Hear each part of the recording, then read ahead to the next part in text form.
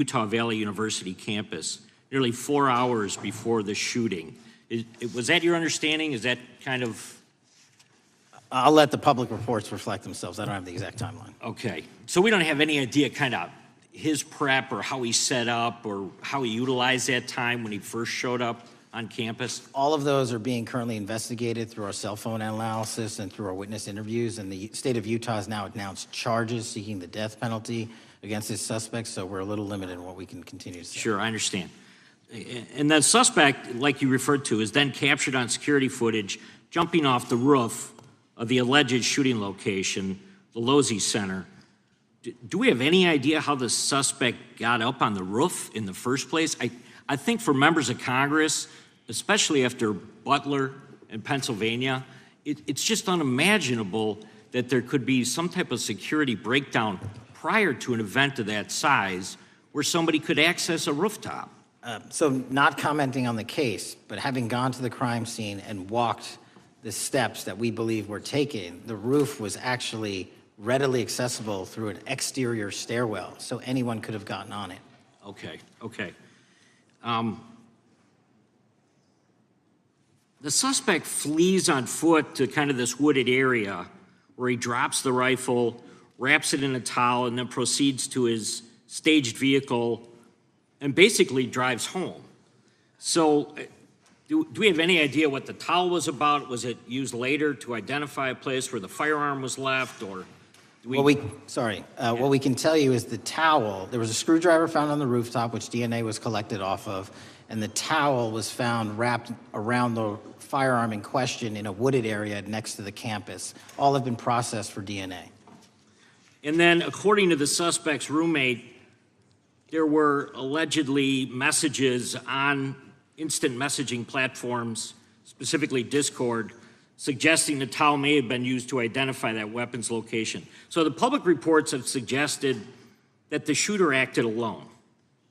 Do we still believe that that's true? Do we have any idea as to whether or not those Discord messages led us to believe that the shooter may have had help in any way or assistance? I can only speak to the FBI's investigation, and our investigation is ongoing, and we are interviewing any of those individuals involved in that chat and other individuals in the area. Very good. And so my suggestion, if there are accomplices, I'm sure this is something that the FBI is going to continue to investigate fully and thoroughly into the future. Yes, sir. The reason I ask that is because I don't know that that was necessarily the case with Butler, Pennsylvania. So thank you so much for your persistence kind of in this matter. There's still a lot of public questions that need to be asked. Let me shift to another topic very quickly. On July 31st, 2025, the DOJ and the CIA declassified the annex to Special Counsel John Durham's 2023 report on Operation Crossfire Hurricane. The 29-page Durham Annex contains previously classified information about, among other things, the investigative referral of the Clinton campaign plan. Why would somebody place documents in a burn bag related to this case? That case is very much ongoing, so I can't comment on the stylization of the evidence we're collecting. Can you comment at all on the Durham Annex as I described it?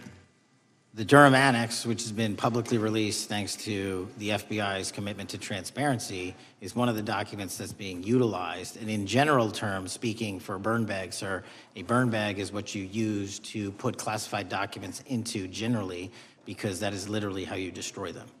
So it appears that efforts were made by the Clinton campaign to reach out to the FBI agents or the Clinton sympathizers in the intelligence community in order to lead more credibility to the Clinton campaign plan. Do you think that's an accurate characterization? Again, I'm not going to characterize that material because it's part of an ongoing investigation. Thanks for being here today. I yield back. Gentleman yields back. Gentleman from California is recognized. Thank you, Director Patel, for being here today. The FBI searched Jeffrey Epstein's Manhattan residence, correct? I believe that happened in 2018. I think there was 2 locations, sir. It's 2019, and in that residence, the FBI found a safe, correct? I don't have the catalog of evidence in front of me. In that residence, the FBI found a safe, correct? I'll accept your representation. Okay. And in that safe, the FBI found topless and lewd photographs of girls, correct? Again, sir, I'll accept your representation. I don't know. Thank you. It was all over the media at the time. There's a New York Times article that says Jeffrey Epstein is indicted on sex charges as discovery of nude photos is disclosed, dated July 8th, 2019. And the Times reports a trove of lewd photographs of girls was discovered in a safe inside financier Jeffrey Epstein's Manhattan mansion. Author Michael Wolff has conducted numerous interviews of Jeffrey Epstein. I'm going to play for you a video clip of what Michael Wolff said Epstein told him was in the safe and what he showed the author was in this safe. So let's please play that clip now. Elected. And I was sitting talking to Epstein, and he said, "Wait a minute, I got to show you something." And then he went into his safe, and he came out with photographs. They were Polaroids, I think, and he kind of spread them out like playing cards, and it was Trump.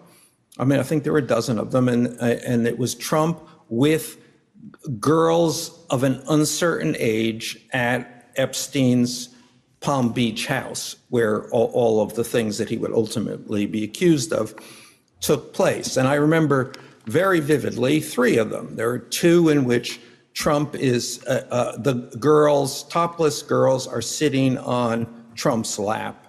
And then a 3rd in which he has a stain on the front of his pants, and the girls are kind of pointing at it, sort of bent over, laughing. So Director Patel, I'm going to ask you a very broad and general question. As you know, Donald Trump and Jeffrey Epstein were friends. There are, of course, photos showing Donald Trump together with Epstein, correct? I don't have the entirety of the photographs, but I think they've been photographed in public together. All right. Are there any photos showing Donald Trump with girls of an uncertain age? No, How do you know that? because that information would have been brought to light by multiple administrations and FBI investigators over the course of the last 20 years. Well, you know what? That's just not true, because no one knew about the creepy birthday message that Donald Trump wrote to Jeffrey Epstein until the Wall Street Journal disclosed it, and then all of a sudden, the Epstein estate provides it to Congress. Well, So certainly, you weren't there at the search. You don't know what Epstein may or may not have done with those photographs even prior to the search. Maybe someone has it. Maybe the Epstein estate has it. You raise a great point. So I'm going to ask you, have you asked to talk to Michael Wolff? You raise a great point. I haven't personally asked to talk to Has the Michael FBI Wolff, asked? but you the to Michael Wolff? FBI, I'll get back to you if the FBI specifically So Michael Wolff asked has ever. about 100 hours of testimony of Jeffrey Epstein. Wouldn't it be good for the FBI to interview Michael Wolff? I'm not saying they haven't, I just don't know. Has FBI subpoenaed the tapes that Michael Wolff has conducted of Jeffrey Epstein? I don't know. All right, so if you could provide us an answer, that would be terrific. Well, let me ask you this question then. Have you looked at all the photos in Epstein files?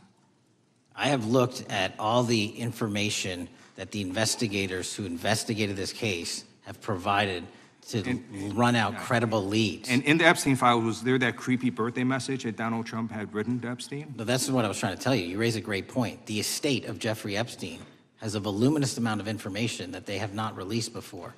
Okay, so that's great. So wouldn't it be great if FBI subpoenaed the estate of Jeffrey Epstein for all that information? The estate is under no obligation to provide that material, even pursuant to a subpoena. That's a great point. Yeah, that's just false. Okay. That's just false. You're the frickin' FBI. You can subpoena the information from the estate, and you better do that. I'd like to move literally on. not how it works. I'm going to move on now and talk about Epstein's client list. You confirmed that it exists. Attorney General Pam Bondi confirmed earlier this year that it exists. I just want to ask you a simple question. Is Prince Andrew on Epstein's client list? The material related to Prince Andrew has been made public. Is Prince Andrew on the client list? We have released the index of names All right, that were in Jeffrey Epstein's. Is Donald Trump on Epstein's client list? The index has been released, and the index will speak for So I'm itself. just going to say, America, there's a huge red flag. The FBI director could not answer Gentlemen. whether Donald Trump was on Epstein's Gentleman's time client has list. expired. I Chair yield now back. recognizes the gentleman from Virginia. Thank you, Mr. Chairman. I want to thank the director for being here and for his work over the last several months, removing the taint of partisanship that has infected the intelligence community over the past several years under the last administration, under the last several directors, standing up for law enforcement, standing up for the brave men and women who work in your agency. But to set the record straight, we have to correct the record. And the record, early days of the first Trump administration saw a dramatic spike in news stories that contained sensitive and sometimes classified details about the FBI's bogus Russia probe, about a leak a day. It's unacceptable that senior FBI officials coordinated to leak classified information to try and harm President Trump.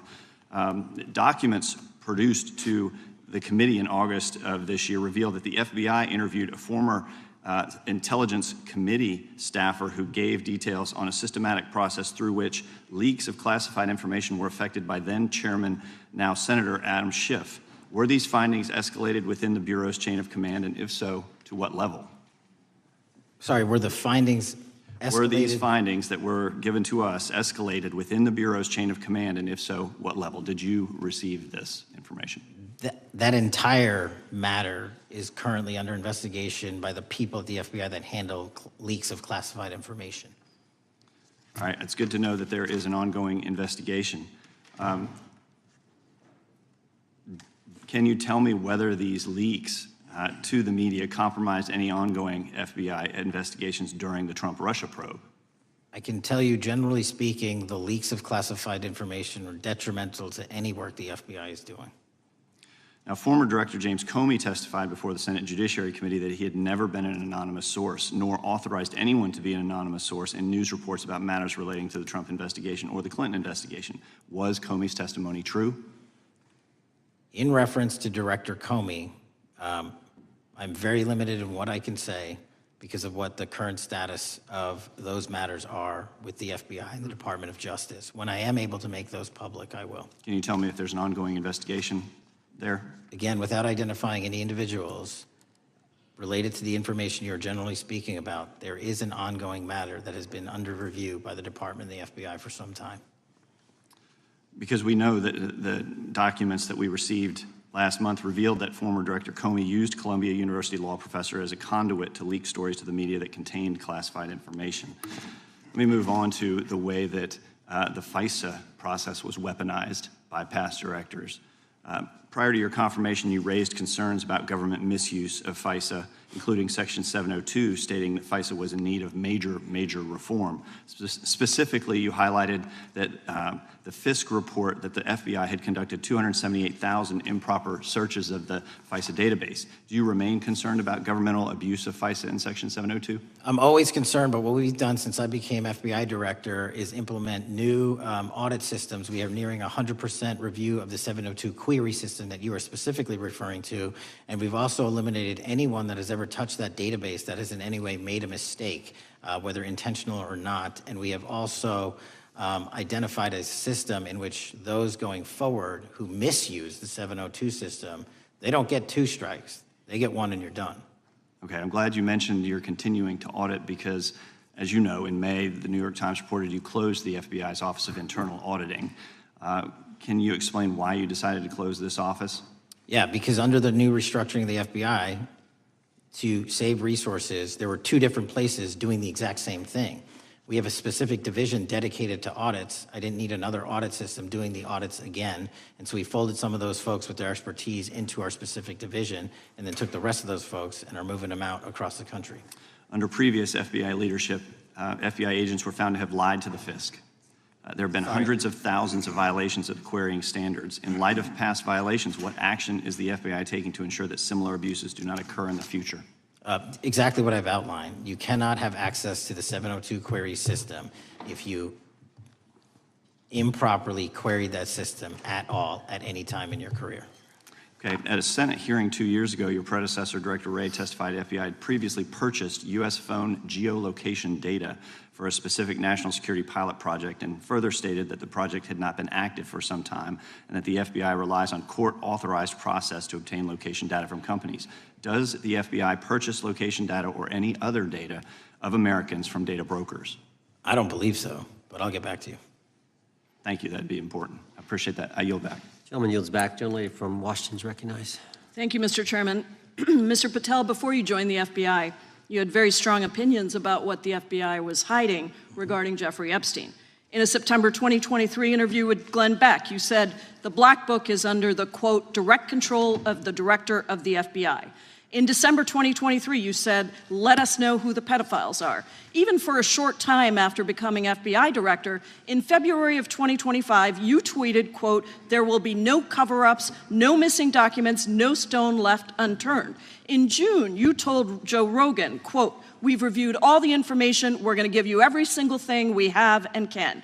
But then suddenly in July, everything changed. You and Attorney General Pam Bondi released one video and said that there was nothing more to see. Your July memo says you uncovered more than 300 gigabytes of data and physical evidence, but that you had decided no further disclosure would be appropriate or warranted. That is a quote. I think what happened, Mr. Patel, is that suddenly you discovered that Donald Trump's name was all over these files, and you started a giant cover-up. So you are under oath, Mr. Patel. You just testified to Mr. Swalwell that you did not speak to the president about the Epstein files. To your knowledge, did Attorney General Pam Bondi speak to the president about what was in the Epstein files? I can't speak for Attorney General Pam Bondi. So to your knowledge, you don't have any information. The question was, do you have any knowledge? Do you have any knowledge? I can't speak. You are for the refusing to Attorney answer the General, question, so Pam let me Bondi. tell you that the Wall Street Journal reported that in May, Bondi told Trump that he was in the Epstein files, and at the same meeting said that the DOJ did not plan to release the files.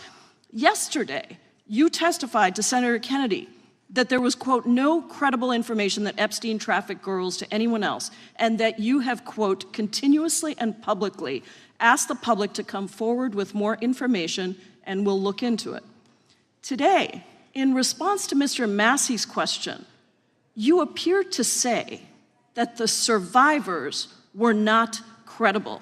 These are survivors. That's not at all what I said. Okay, great. I'm going to ask you this in a second, but let me tell you about the don't lie about survivors, me. and let's bring them up here into the room. These are women who came to the Hill and testified that they were groomed and raped at the age of 14 and 16 years old, and they called to meet with the president and to meet with the FBI and to have people investigate their claims. Some of them have never testified before. If you are so interested in getting the public to submit any information, why have you not met with them? You said you haven't met with them. Have you met with them? I'll give you one more chance.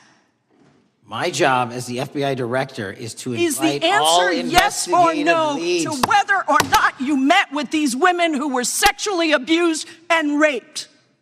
Any insinuation by you or any What people is on the your an- side that I am not manhunting child predators and sex traffickers, just look at the Mr. stats. Patel, And you talk Mr. about Chairman, cover-ups, man. Mr. Chairman, you this talk is about my time, cover-ups. and I will take Why- as much time as I Where were want. you Instruct during the the Obama and witness, Biden Mr. administrations Chairman. when these so-called Instruct the cover-ups were witness. going on? Mr. Why didn't Chairman. anyone in those administrations Time. talk to any of these Mr. purported Chairman. witnesses? Let's I get have some regular order, welcomed Mr. every Chairman. single person to provide credible information. Time belongs to the gentlelady from Washington. And I'm but gonna when you- take when another you couple accuse of the minutes. witness of something, he's allowed to respond. That's how it works. You say Listen, something, he didn't you say even, something, excuse he's me, allowed to Mr. Chairman, you respond. have Point always of been order. fair, but this And is I'm not being fair. fair, and you will get No, your- this you will is get your my time. and he You will give the said gentlelady that the a few witnesses additional were not credible. seconds of time. I'm going to get an additional minute of time because No, that's you'll how get much time you he won't get a took. minute. You'll get some seconds. What we think is under 5 minutes. You don't get to demand how Mr. much time you Patel. get. That's not how it works. Mr. Patel,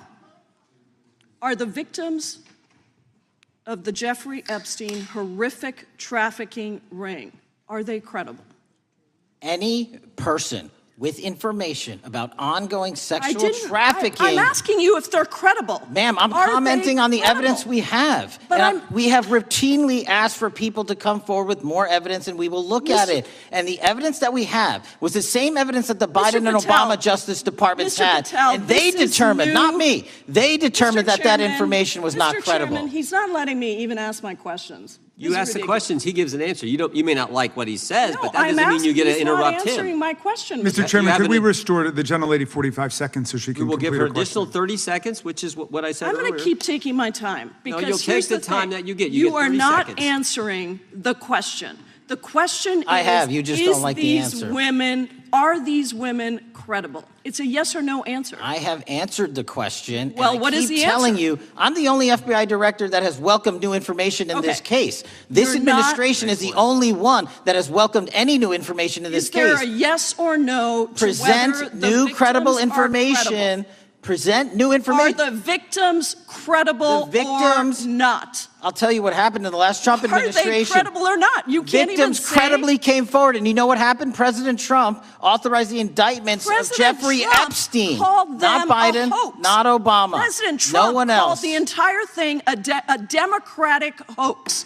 So I would like to ask The you gentlelady's if time has you expired. will I gave her meet- the additional if 45 you- seconds she if you requested. will The meet- gentlelady yields back. The gentleman from Mr. New Chairman, Jersey is I would like recognized to for his ask if 5 you would minutes. meet with the women who were sexually time does not belong- abused and raped and groomed time does at not the belong ages to the of gentlelady from 14 Washington. and The time now 16 belongs- years old. Are the you time- going to cover up? No, I'm Are not you gonna- going to I'm continue gonna to recognize cover the up gentleman for from the New Jersey rich for and his 5 minutes. powerful men, including those that might be on this committee? I can yell Or too, are Mr. you Chairman. going I don't want to to yell allow above them this. to The time belongs testify? to the gentleman from New Jersey. I Are appreciate you the going to allow gentlelady them to yielding testify, back. Mr. Patel? Go ahead. Will Mr. you Angelo. allow them to testify to you, Mr. Patel, Mr. Patel, thank you for being here. I know it's been an interesting and difficult 2 days. And I wasn't going to talk about the Epstein thing because there's a lot of other issues that affect the FBI, but I have to say a few words. I've sat here, I've listened to this, I've watched it, and you know, my Democratic colleagues are so concerned now, Mr. Patel, all of a sudden. Where were they last year? Where were they the year before? Where were they the year before that? Where was the last president in any of this? All I know, the only thing I see is a single letter from the ranking member that was sent in 2019 that he didn't like the plea deal, and some people signed on to that. Most of the truth, the real truth, let's be honest, let's be intellectually honest. The real truth is we didn't hear from them at all, anybody of them. Hardly any of them ever mentioned it. Some of them didn't mention it at all until the beginning of this year. Earlier in the year it started. Not one Democrat asked Director Wray. We all remember Director Wray was here. Not once, not twice, multiple times. Nobody asked Director Wray about Epstein before this committee. Nobody was that concerned. Where was the concern for the victims then? Where was the moral righteousness then? Where was the outrage then? Where was the sense of duty then? Where was the desire for accountability then? Where was the urgency for justice then? Most of all, where the hell was the integrity then? You know what the truth is. Let's just say it, man. Tell the truth time. The truth is, it's politically useful for them to try to do this now, even though they didn't give a damn about it in the past.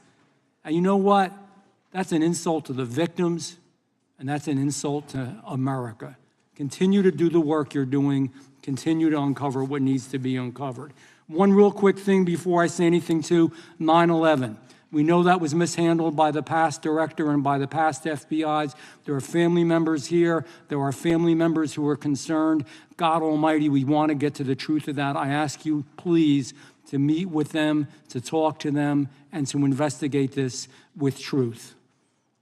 You know, in the Biden administration, we went through a very dark and difficult period of time. The FBI trust was broken with the people. Catholics were, this is the stuff we've been talking about, were labeled radical threats for praying in their churches with their rosaries. Parents at school boards were called terrorists for standing up for their children. Hindu holy men in New Jersey. We have the largest Hindu temple in the world. They were attacked. They were put up against the wall with guns to their heads. So it isn't just a Catholic or Christian thing. American Jews were targeted in colleges and universities, and a lot of folks in the FBI, in the past FBI, not this one, didn't give a damn. We can't go back to targeting religion. We can't go back to silencing free speech. The Biden administration did that. So I got questions for you. Hopefully thoughtful questions that you can answer for us in a thoughtful way.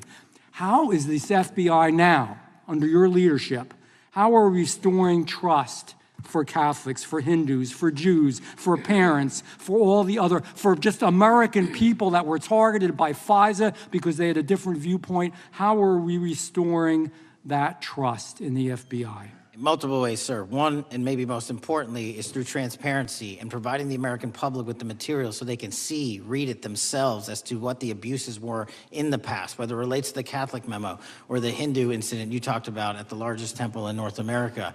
Any institution of faith and any member of faith will not be investigated by this FBI because they are men and women of faith ever, period. And nor should they. Nor should they. I don't mean to interrupt you, but my God, of all the amendments to the freedom of speech, freedom to believe in what you want to believe in, I know you're standing up for that. Continue. I'm sorry. No, that's it. Sorry. Okay. The Richmond memo was driven by a reliance on sources. The Southern Poverty Law Center, you know, the words sound nice, but the organization's not so nice. And we've seen the Anti-Defamation League distort data that counts as violence. Have you been able to identify and eliminate these kinds of partisan sources? We welcome all sources, but we want objectivity and neutrality and decency in the way we report all this. Have you been able to uncover any information there? How do we make sure our sources are good in the future? We have reviewed the source processes that infiltrate any institutions of faith, and they will no longer be going into institutions of faith. They will be directed towards criminal activity and protecting the homeland, the two most important missions the FBI has, and that's what we're going to continue to do. Good. And I'll say this, there was a lot of bull today, a lot of you-know-what, and I'm not going to say it because I respect the institution so much going on around here. Continue to do the work of the people. You are here for that reason. The administration is here for that reason. It was weaponized and politicized, the FBI, in the past. I hope to God we never, ever see that again. One of the darkest parts of American history. Thank you, Mr. Patel. I yield back. Mr. Chairman, I have a unanimous consent. Gentleman yields back. The gentleman from New York is recognized for UC. I would like to introduce a CNN article that explains how an alleged top leader of the MS-13 gang was dismissed. His case was dismissed in Brooklyn so that he could be deported back to El Salvador, even though he was charged with murder. Without objection. Mr. Chairman, I have some unanimous The consent lady from requests. Washington is recognized. I ask unanimous consent to enter into the record an article titled "Justice Department Told Trump in May that his name is among many in the Epstein files." Without objection. I have another one that is a July 2025 article by the New York Times entitled "How a Frantic Scouring of the Epstein Files Consumed the Justice Department," stating that DOJ and FBI employees reviewing the Epstein files were instructed to flag any mentions of Trump and other celebrities. Without objection. And I have another unanimous consent request to enter into the record an August 2025 article by The Guardian entitled "Ghislaine Maxwell Hinted at Epstein's Ties to Trump Officials. Why Wasn't She Pressed for Names?" stating that Maxwell told Deputy U.S. Attorney Todd Blanche that some of the, quote, cast of characters around Epstein are in Trump's cabinet. Without objection. Chair now recognizes the gentlelady from Pennsylvania. Thank you, Mr. Chairman, and thank you, Mr. Patel, for coming before us to testify today. I am concerned by your repeated claims that you're not able to disclose anything further about the Epstein investigation and files, and that there's no evidence of a broader conspiracy or other people who should be charged, because the American people aren't buying that you've been transparent or that there's nothing further to be seen. In your exchange with my colleague, Mr. Roy, you reiterated something that I heard you say yesterday in your Senate testimony, and that is, under your direction, the FBI will always follow the money. Is that right? The money, did you say? Yes. Yes, you said you'll follow the money. That's great.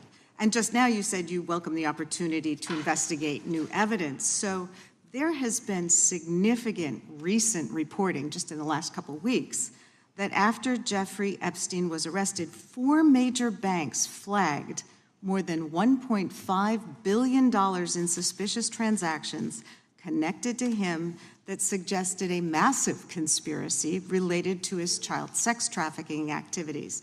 Director Patel, has the FBI reviewed the $1.5 billion in suspicious bank transactions flagged to the government relating to Epstein and his co-conspirators? I know the FBI has reviewed numerous SARs. I don't know the totality of that number. Okay, can you provide us with that number? I'll get back to you. Okay. And have you initiated any new investigation of those bank transactions since, say, September 8th, when the new reporting came out? I'll check with the Treasury Department because they're the lead on that. Okay, so Director Patel, how many individuals or entities has the FBI interviewed, subpoenaed, or compelled to testify? Can you give us those numbers with respect to these bank transactions? Not off the top of my head. I'll have to work with Treasury. Okay. We're concerned, you see, because you say you're going after child predators, but We are. obviously this is how you follow the money, is if you follow the bank transactions that apparently enabled the child sex trafficking. Would you agree? It's one of the valuable investigative tools is to follow the money. Okay. Have Jeffrey Epstein's victims have asked us to ask you whether or not you've investigated Epstein's lawyers, the lawyers who facilitated those payments? Have you subpoenaed or questioned any of those lawyers? So in 2018 and 19, what I recollect is many, if not every one of those lawyers was part of the investigation.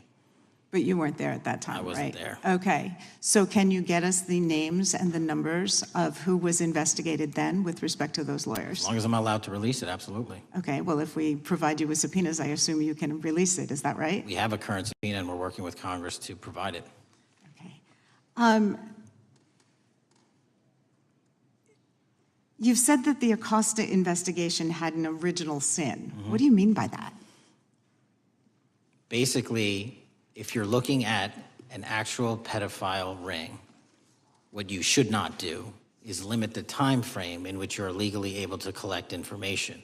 So search warrants that Mr. Acosta utilized in 2006 and 7 leading to the 2008 plea agreement had a very specific narrow window of years, I think 3 or 4 years.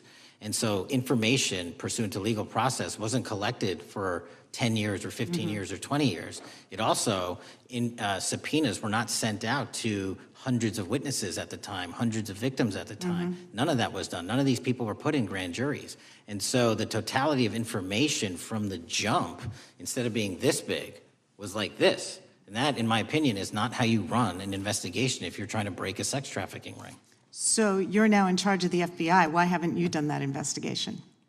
Great question, and here's the answer. Simply because I am not able to go back 20 years and collect information that the courts had decided was already subject to search warrants. They have said, this was the investigation, there's a non-prosecution agreement out of that plea, and when the case was reopened, and this is where it comes into play, when the case was reopened in 2018 and 2019, the search warrants, again, were limited to the conduct of Jeffrey Epstein. Now, whether that's right or wrong, that's a different discussion, but I'm telling you that's the information well, we I think reviewed. that is a different discussion, and I think the discussion we'd like to have today is why you aren't following the money with respect to the broader conspiracy that it has been reported in the New York Times and elsewhere, and that if you really want to attack the issue, if you wanted to attack the issue, if you wanted to get to the bottom of it, if you wanted to disclose what really was involved in the Epstein files, the Epstein cover-up,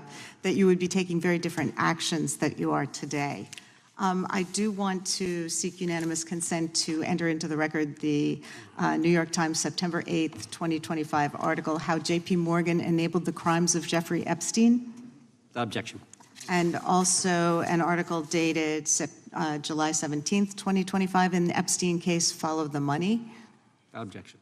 Okay, thank you. Gentlelady yields back. Mr. Chairman. Gentleman from Maryland is recognized. Thank you much. Pursuant to Clause 2K6 of Rule 11, I move that the committee subpoena the CEOs of 4 banks, J.P. Morgan, that's Jamie Dimon, Bank of New York Mellon, Robin Vince, Bank of America, Brian Moynihan, and Deutsche Bank, Christian Sowing, in order to get the suspicious transaction reports. These 4 banks have flagged to the government $1.5 billion in suspicious transactions related to the sex trafficking crimes and conspiracy of Epstein, Maxwell, and all of their collaborators. And as you know, Mr. Chairman, we got the SARS reports for Hunter Biden totaling around $20 million. And so these $1.5 billion in SARS reports we should get, especially since the director doesn't seem to be forthcoming. And I requested, that we do this immediately I think today. the director's been very forthcoming. We will hold any motion to subpoena in abeyance until the conclusion of the hearing. The chair now recognizes the gentleman from Texas. Thank you, Mr. Chairman. Thank you, Director Patel, for being here. It is quite clear that certain members of this committee, they want their 15 seconds on TV, stamping and coming. Maybe it's for fundraising. Maybe they're struggling in their district. They need a little bump. But they turn a committee into a clown show, and that's what we're seeing. You're being unjustly attacked today. I watched the Senate hearings yesterday. You were attacked there. We know there's an agenda. There's always an agenda. It's the same characters with the same personalities, the same objective, and that is destroy the mega movement. You're being attacked, Director, is because you're effective. You highlighted what you've been doing in D.C. with the president in reducing violent crime. You're very effective. Another individual that was very effective with meaningful debate and dialogue was Charlie Kirk. And they killed him for it. Charlie Kirk was a man of faith. First and foremost, he loved his Lord Jesus. He loved his family. Beautiful wife, beautiful children. Just a remarkable, honorable man that was silenced with this assassin's bullet. I would say if Charlie Kirk lived in the biblical times, he'd have been the 13th disciple. He'd have been the 13th disciple. We have a new committee, if you're not aware, a new select committee regarding January 6th. I'm honored to be on that committee. I'm looking forward to working with other members to expose truth, questioning federal agencies that were involved on January 6th, like the FBI, played a role, but we don't really know, Director, to what extent. We don't know. The January 6th sham committee was not formed by Nancy Pelosi to seek truth. It was nothing about getting to the truth about January 6th. Their sole mission was to damage Donald J. Trump and end his political career. And everybody knows it. That's what the purpose was. You know what's nice, so I kind of get to ask the question, though, how did that work out for you? Donald J. Trump is back in the White House, and America loves him. I spent 30 years in law enforcement, retired sheriff from a large county in the great state of Texas. I have seen, Director, I have seen more enthusiasm and support for law enforcement today because of what you and Donald Trump have done over the last 8 months to protect the American people. The American people couldn't count on their government to protect them. Crime is rampant. And now we have a president and an administration that puts the American people and their safety first. It's interesting, a few minutes ago, a classmate reached out to me and sent me I told him, I said, yes, we got Director Patel in front of our committee today.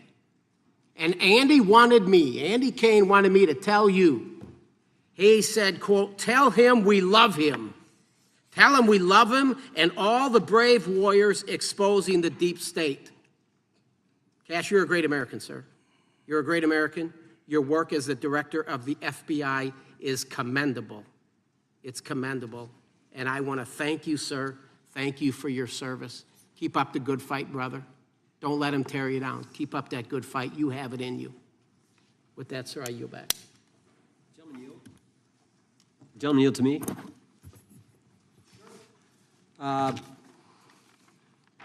Director Patel, there were 26, the gentleman mentioned the select committee, there were 26 confidential human sources at the Capitol on January 6, 2021. 4 entered the Capitol and thereby broke the law. Do you know if those individuals were being paid by the Ray FBI?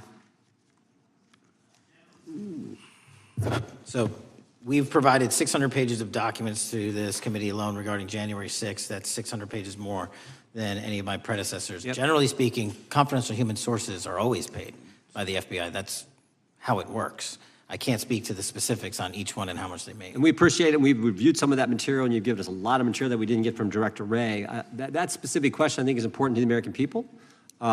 Were people who were confidential human sources of the FBI who broke the law.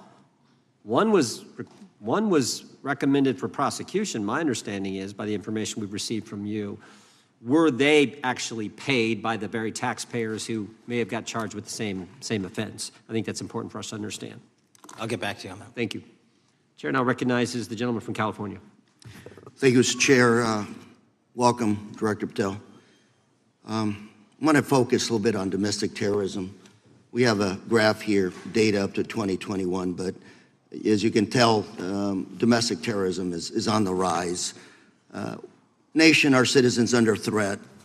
We saw the assassination of Charlie Kirk, 2 assassination attempts on the president, school shooting, Minnesota last month, and closer to home, just a couple of days ago, Huntington Beach, peaceful vigil for Charlie Clark, infiltrated by neo-Nazis who essentially made the local individuals attending that event fear for their safety. All of us know that a lot of these domestic attacks are by lone wolves, but yet they do leave clues, social media or elsewhere. Director Patel, you're it.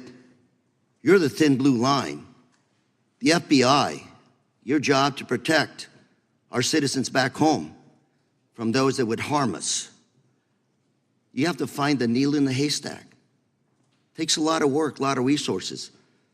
Talking to my local sheriff this morning who said they're concerned. Federal cuts to local grants that help them do the job. Then, of course, let's not forget about other threats that are coming before us, like high-tech fraud. Local senior recently was talking to me about a text she had gotten, a demand by the IRS to send a payment immediately, or the IRS agents were on their way to arrest this individual. Pretty gutsy stuff by folks probably from Europe, North Korea, Russia, China, people, okay, going after those precious savings our senior citizens rely on. Yet the president's proposing a budget cut of $500 million or more to your organization, the FBI.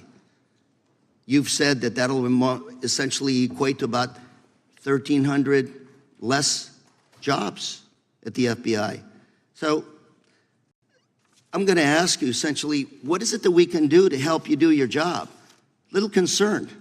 Friday Night Lights. One of the events I love to do on Friday nights, go to the local high school football game. Sit there at the stadium and you always say, what if? What if? You're the thin blue line. Can you do your job cutting $500 million from your budget? Thank you, sir. I think we are doing our job, and the distinction is with the budget that we have, we are flexing more resources to the field. California is receiving the largest FBI plus-up of any state in the union due to that plus-up. They're not getting a reduction. No state is getting a reduction. Every state is getting a plus-up. And so I'm utilizing the money that we have to first plus it up. And the empty vacancies that we have, those haven't been filled in years, not under my leadership. Here's my concern. You're going to do well. You're doing more with less, is what you're saying. Yet we're about to vote on a budget that has $88 million more to protect members of Congress, the executive branch, and the Supreme Court. There's a contradiction here. Back on Main Street, we're saying you can do more with less, you can protect them with less money, yet here in Washington, we're saying we need more money to protect members of Congress.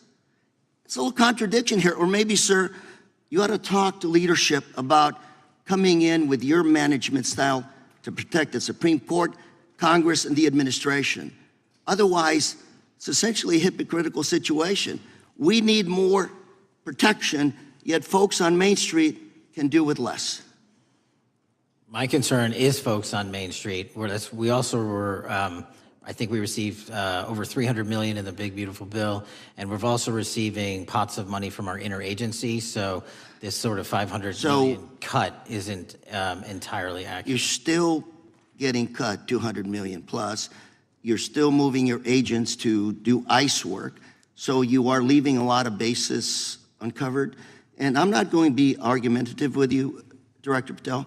I'm just saying, if that thin blue line does not hold, people on Main Street will pay the price. I agree with you, sir. And I just look forward to working with you, because I am very concerned that these kinds of budget cuts are short-sighted, especially when my local sheriff calls me and says, we need more support, and we're looking at budget cuts. I'll work with you, sir. Thank you, Mr. Chair.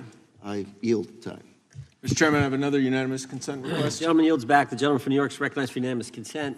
I seek to introduce a December 2024 OIG report from the Department of Justice, which confirms the conclusion of the Bill Barr Justice Department that the so-called whistleblower, a disgruntled former employee of the Intelligence Committee, was not a credible witness, and there were no further actions taken. Without objection. Mr. Chair, I'd like to submit some items for the record. You bet. Gentleman from California. First one, Trump's deportation diverts FBI agents off child predator cases. Second one, FBI director backtracks on administration's proposed budget cuts.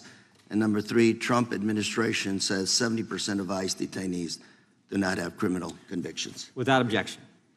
Gentleman from Texas is recognized. Thank you. Director, earlier this year, the committee learned of new documents tied to the Crossfire Hurricane investigation and the Russia collusion hoax against President Trump. Your efforts in declassifying key documents tied to this investigation allowed the committee to acquire thousands of pages that it did not have previously. Did any of your predecessors make any effort to declassify these documents? Not to the extent we have. Did any of your predecessors share or leak any details that were classified at the time? There are ongoing leak investigations across the board at the Bureau related to this. I believe one of those is Mr. Comey, and I thank you for continuing that investigation. Among the declassified documents are the Durham Report Annex, the Crossfire Binder, and the Nellie Orr Criminal Referral. Could you summarize for those watching what we know about the Russia collusion hoax so far? Well, sir, I think the record will speak that the Russia collusion matter was perpetrated by a political party to go overseas and obtain information from a foreign intelligence asset, only to have that information, which was demonstrably false, turned over to the FBI, who walked into a federal FISA secret court and asked for a secret surveillance court order and lied to the federal court, and we know that because someone was convicted of it, and only to surveil the political opponent. So that is a massive scandal. We helped expose it. And in terms of the pages of productions, I provided 1,400 pages of production related to Crossfire Hurricane, and my predecessors have provided 0. I appreciate that, and I appreciate your courage and commitment to declassifying these important documents for our review, and hope that you'll continue with this commitment. Can we expect to see more declassification efforts regarding the Crossfire Hurricane and Russia collusion hoax? Yes. Thank you. I yield the remaining balance of my time to Chairman Jordan. Oh, I thank the gentleman for yielding. And Director, that's when it all started, right? The whole Russia, that's when it all began. And then it was Mueller, then it was impeachment, then it was Jack Smith and Fonnie Willis and Alvin Bragg and you name it. But it all started then. And that's why I think the gentleman from Texas wants to make sure we get all the information there. And I want to go back to when it was changed. We talked about this earlier. I just want to read to you what the CIA officer said to the House Permanent Select Committee on Intelligence, quote, Brennan refused to remove the dossier, and when confronted with the dossier's main flaws, he responded, yes, but doesn't it ring true? So that's what he initially said.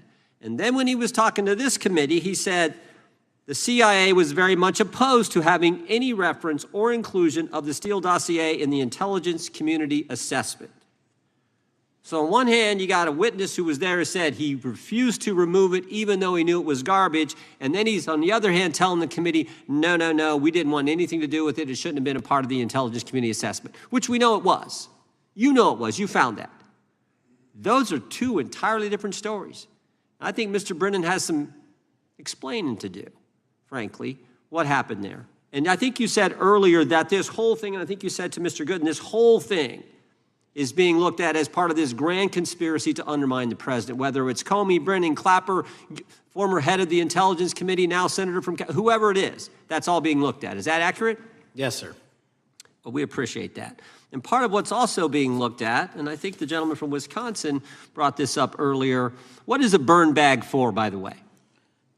Generally speaking, the intelligence community obviously utilizes and possesses classified documents, but drafts of those classified documents and even ultimate finished products of those classified documents have to be recorded and or discarded. And if they are discarded, the only way we do that, the hard copies, is we literally put them in burn bags that are identified specifically for that purpose, and there is a very exact courier system in which those burn bags are obtained and the material inside is destroyed. So it's to get rid of the material, right? Yes, sir. And it looks like the annex that Mr. Durham in his investigation had was put into a burn bag by your predecessor, I assume, to be destroyed. Is that accurate? Without getting into the stylization of the evidence, anything that's put in a burn bag is for purposes of destruction. Do you find that interesting that the Durham annex was placed in a burn bag, that you would discover that when you took over as the head of the FBI? We found a lot of information in a lot of burn bags. Well, we appreciate you finding that. We'd like to know a little bit more about that, and we look forward to that information coming forward. And I appreciate the gentleman yielding. With that, we now recognize the gentleman from Colorado. Thank you, Mr. Chairman, for holding this hearing. Thank you, Director Patel, for being here today. I have a couple of questions regarding a terrible shooting that occurred in Colorado, a state, as you may know, that I represent.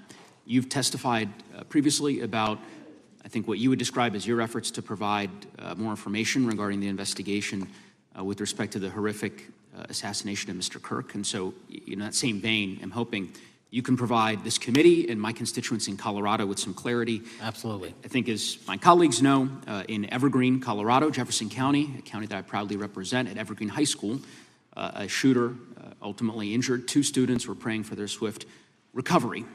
There's an article here from Colorado Public Radio. The title is, quote, FBI was already investigating an account that may have been linked to the Evergreen shooter. You're familiar with the circumstances generally, Director, regarding this terrible tragedy. Yes. So my understanding from the public reporting is that an organization reported to the FBI in July of this year regarding, just reading here from the article, that the FBI opened an assessment into a social media account user whose identity was unknown and who was discussing the planning of a mass shooting with threats nonspecific in nature. This is the FBI's statement to the press. And that the FBI continued to work this assessment investigation to identify the name and location of the user up until September 10th, 2025, which was the day of the tragedy. Can you provide us some clarity on what were the impediments to finding, the account user, and maybe describe in greater detail the FBI's work in that regard? Generally speaking, yes, because I know even though the shooter's deceased, the investigation we're not done. Sure. And so the impediments to finding these individuals, and you highlight a great point. We had 2 huge tragedies in the span of days in this country. The school shooting in Evergreen, Colorado being one of them. And proactively going out onto these social media platforms, which are so large, is our biggest impediment. And we need to rely on the service providers. There's actual legislation, I can't remember the name of it, that's up for renewal, which will, and I think at the end of the month, which gives service providers the ability to report that information in from their end without liability. We need that to continue, because while the FBI has so many people and the police are great at doing it, there's just too many platforms to cover down on. Well, I appreciate that, Director Patel, and I think we're certainly, I'm interested in continuing this conversation, because I think the reporting suggests that there's a pattern, and that ultimately, we want to make sure that law enforcement is able to prevent this kind of tragedy from happening in the future. I have a question. It's not meant as a gotcha question, so it just frame it there. But it is in regards to some reporting around a periodic transaction report that you had filed earlier, this year. So this is in July, pursuant to the ethical obligations as a senior executive official. You remember filing that in July? Yes. Yeah. So in that report, as best as I can surmise, you disclosed that you divested $100,000 or more in a variety of different stocks, which I presume was pursuant to the ethics agreement that you negotiated with the Department of Justice. In that same report, there's a disclosure regarding purchases of two different transactions. So between $15,000 to $50,000 in a national coffeehouse chain and between $50,000 to $100,000 in a semiconductor company on May 9th and May 12th. Are those transactions that you're doing personally, or are these through a stockbroker, or are these transactions that you're handling yourself? So how they happen is I submit proposals under DOJ guidance to say, hey, I would like to trade this or that, and they run their review, and the FBI runs a review, and then they come back and say yes or no, and then I make the transaction. Is there a reason that you decided to make the purchases into those two companies?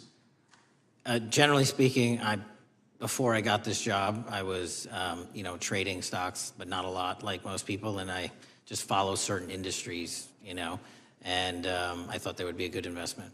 So the reason why I ask, right, because you had divested in other companies, and I presume that wasn't because there were actual conflicts. It's just that you wanted to avoid an appearance of impropriety. It was both. Both, but not all of the companies were conflicts. Whatever they make divested from. I don't make the call, they make the call. Sure. Yeah. I guess my point would be, the reason why I ask this, why I said it's not a gotcha question, I have for years led an effort here in Congress to try to ban members of Congress, senior executive officials, from trading stocks. And it's bipartisan in nature. We're working really hard to get that done, Republicans and Democrats.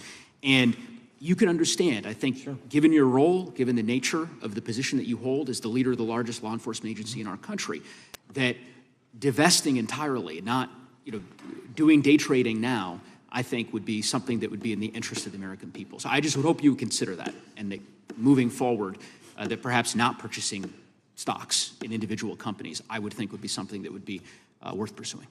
Gentleman's time is... I'm happy to give the witness an opportunity to answer. Thank you. I'll work with you on it. Gentleman from Alabama is recognized. Thank you, Mr. Chairman. Thank you, Director Patel, for being here today. Newly declassified documents confirm that the intelligence community under President Barack Obama knowingly relied on unverified and fraudulent evidence to manufacture a false claim that Russia, in fact, meddled in the 2016 election.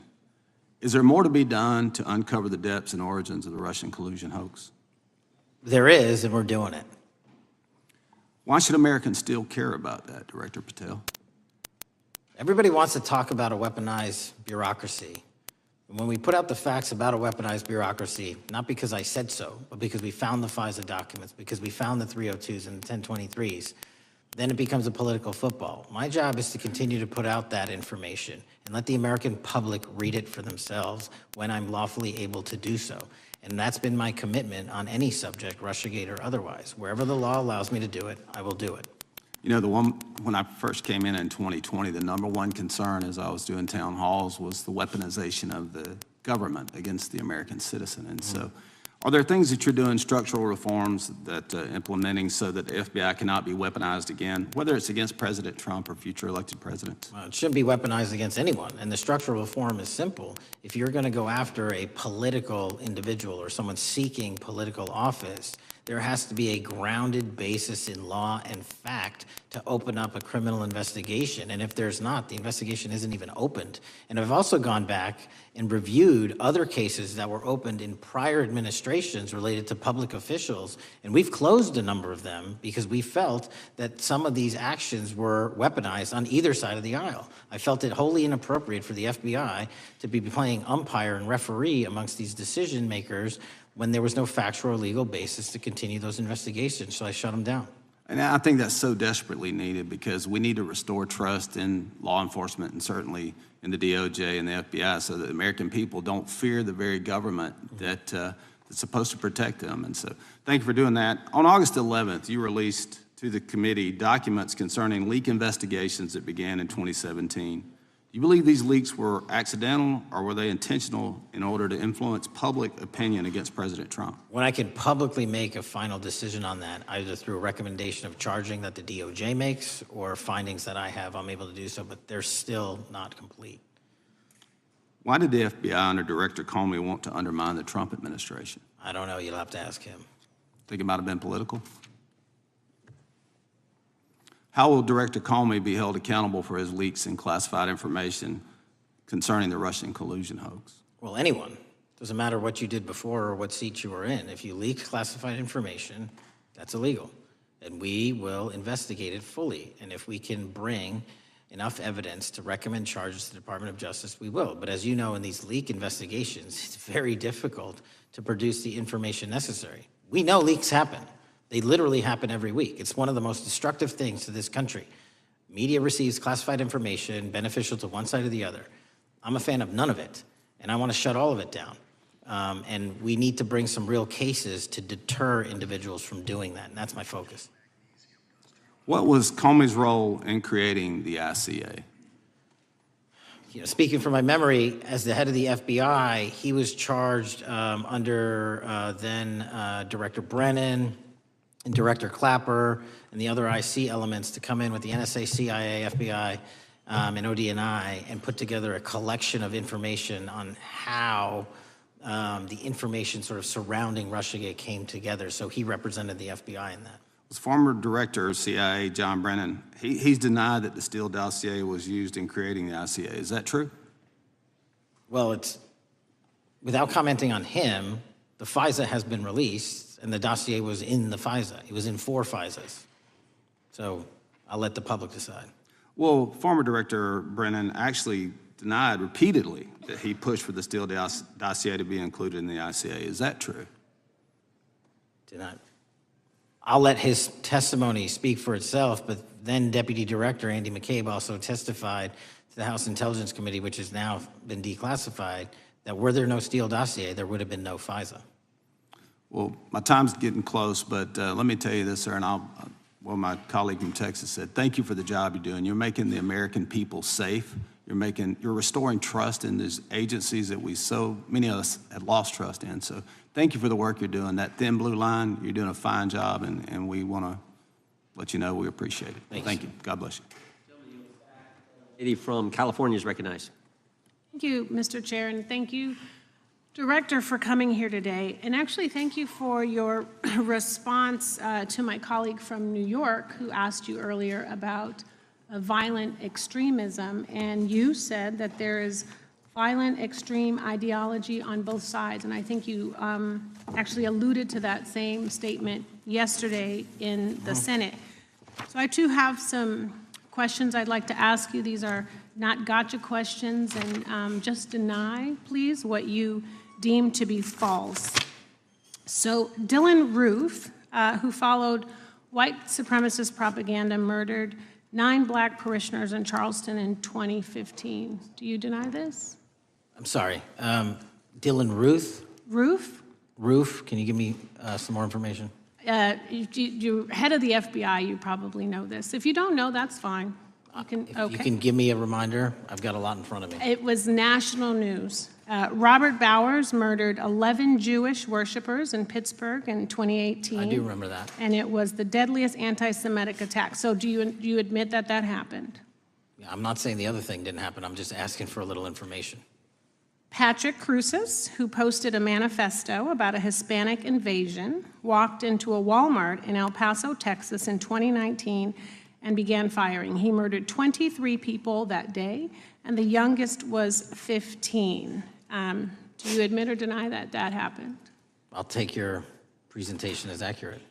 All right, well, I have to say all of these cases have been adjudicated. As I said, they are not gotcha questions. These incidents were national news. And as director of the FBI, you have access to all of this information.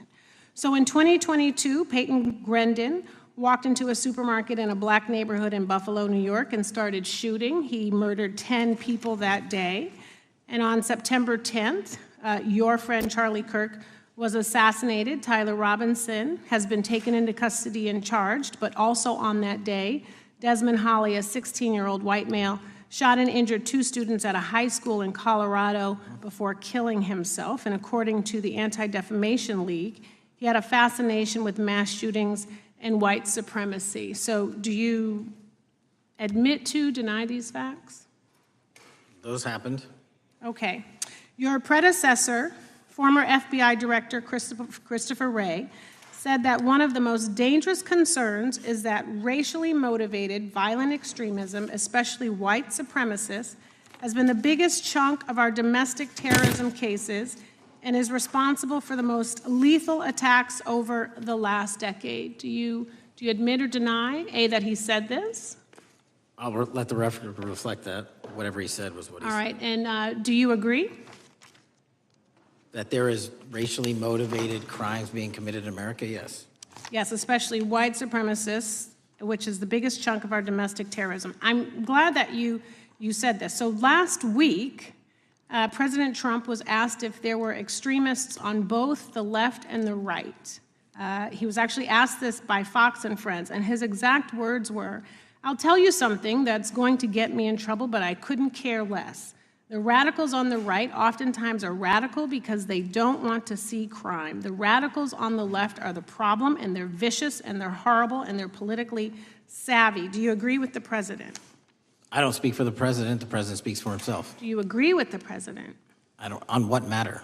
On the question that I just asked, do you agree with his statement about the radical left? That there's ideology that's driving violence on both sides? Yes, that's what he acknowledged. No, he didn't. He didn't. But I'm glad that you're saying that and actually creating some separation between you and the president. And I'm glad that you That's literally are not what happened. He said acknowledging both. that there is violent extremism on both sides. What's interesting is that the research arm of the Department of Justice, the National Institute of Justice, do you know what that is? I'm familiar with them. Okay, great. It is the research arm of the Department of Justice, and it published an article in 2024 devoted to domestic radicalization, violent extremism, and terrorism. I have it. It's interesting that it's no longer on the website. It has been scrubbed, but I ask these questions because what makes a strong, qualified director of any business, of any household, of the FBI, what makes a reputable prosecutor is not lapdog loyalty, but a commitment to the creed that evidence is agnostic and that the evidence will lead you to making the right decisions. And your job, no one's job is to like the data or the evidence, it is to collect it. That is how you gain trust. And Mr. Chair, I would like to enter into the record, if I may. White supremacist group stands by racist ideology with unanimous consent. Without objection. Dylan Roof, the radicalization of the alt-right and ritualized racial violence. Without objection. Thank you. Another article, how Robert Bowers went from conservative to white nationalist. I'd like to enter that into the record with me. Without objection. Patrick Cruces believed he was fulfilling Trump's wishes in El Paso attack, his attorney said. I'd like to enter into the record. Without objection. Buffalo shooting, how far-right killers are radicalized online. I'd like to enter that into the record. Without objection. Evergreen High School shooters online activity reveals fascination with mass shootings, white supremacy. I'd like to enter that into the record. Without objection. Murder and extremism in the United States in 2024, a report by the Anti-Defamation League. I'd like to enter that into Without the record. objection. And the article, the report that was scrubbed from the DOJ just recently, National Institute of Justice Journal focusing on domestic radicalization, violent extremism, and terrorism. I'd like to enter that into the record. Without objection. And lastly, the libertarian think tank Cato and their analysis on violent extremism and the right rising in extremist acts. I'd like to enter that into the record. Without objection. Thank you, and I yield back. Gentlelady yields back. Gentlelady from Wyoming is recognized. Just very quickly, Director Patel, thank you for being here, for your service to this country, and for the transparency that you have brought to the FBI and for the American people. Transparency that was absolutely non-existent in the Biden administration and FBI.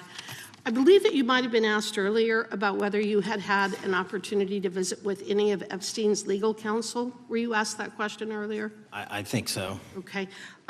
One of the legal counsels or legal fixers for Mr. Epstein was Stacey Plaskett, the Democrat delegate to Congress from the Virgin Islands. So perhaps for those on the other side who are interested in talking to Jeffrey Epstein's attorneys, they could sure visit with one of their own colleagues.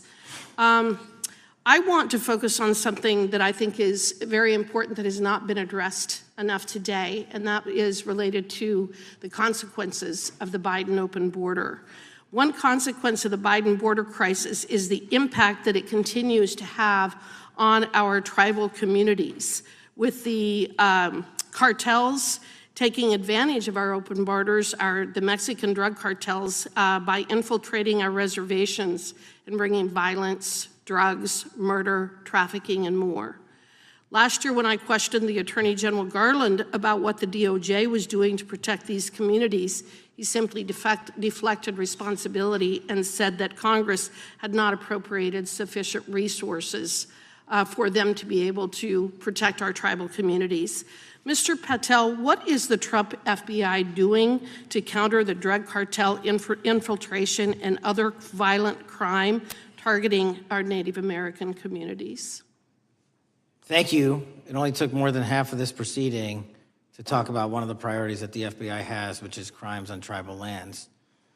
Every single crime that we have been talking about, whether it's child predators, human trafficking, narco traffickers, murder, they all happen on tribal lands as well. And I've said since the beginning, it is a priority, which is why we launched Operation Not Forgotten on tribal lands. And I'm the first FBI director to meet with the staff and tribal leaders here in Washington, D.C. and elsewhere, and invited them into my office and headquarters to see them, because I need engagement with tribal leadership, and I need our police and FBI agents to be engaging with tribal leadership. Otherwise, we're not going to break through. We have 1,900 Indian country cases open right now. We've got 600 indictments this year alone. We cannot forget tribal lands. Every single one of those people lives in the United States of America, and it is an absolute priority to protect them and their children just as it is anyone else. So I think it's fair to say that what Mary Garland testified to, that the FBI and DOJ did not have the resources to address that. I think that was an absolutely false statement. Would you agree with me? It's a decision by him not to do so. That's not my decision. At the end of August, the U.S. Attorney and FBI announced that nearly 100 personnel representing members of the Safe Trails Task Force operated near Wyoming's Wind River Reservation to assist with reducing drug trafficking and illegal guns. Director Patel, you have routinely stated that it is your mission to partner with and strengthen local and state law enforcement partners. How does the task force and other FBI efforts bring tribal law enforcement into this process?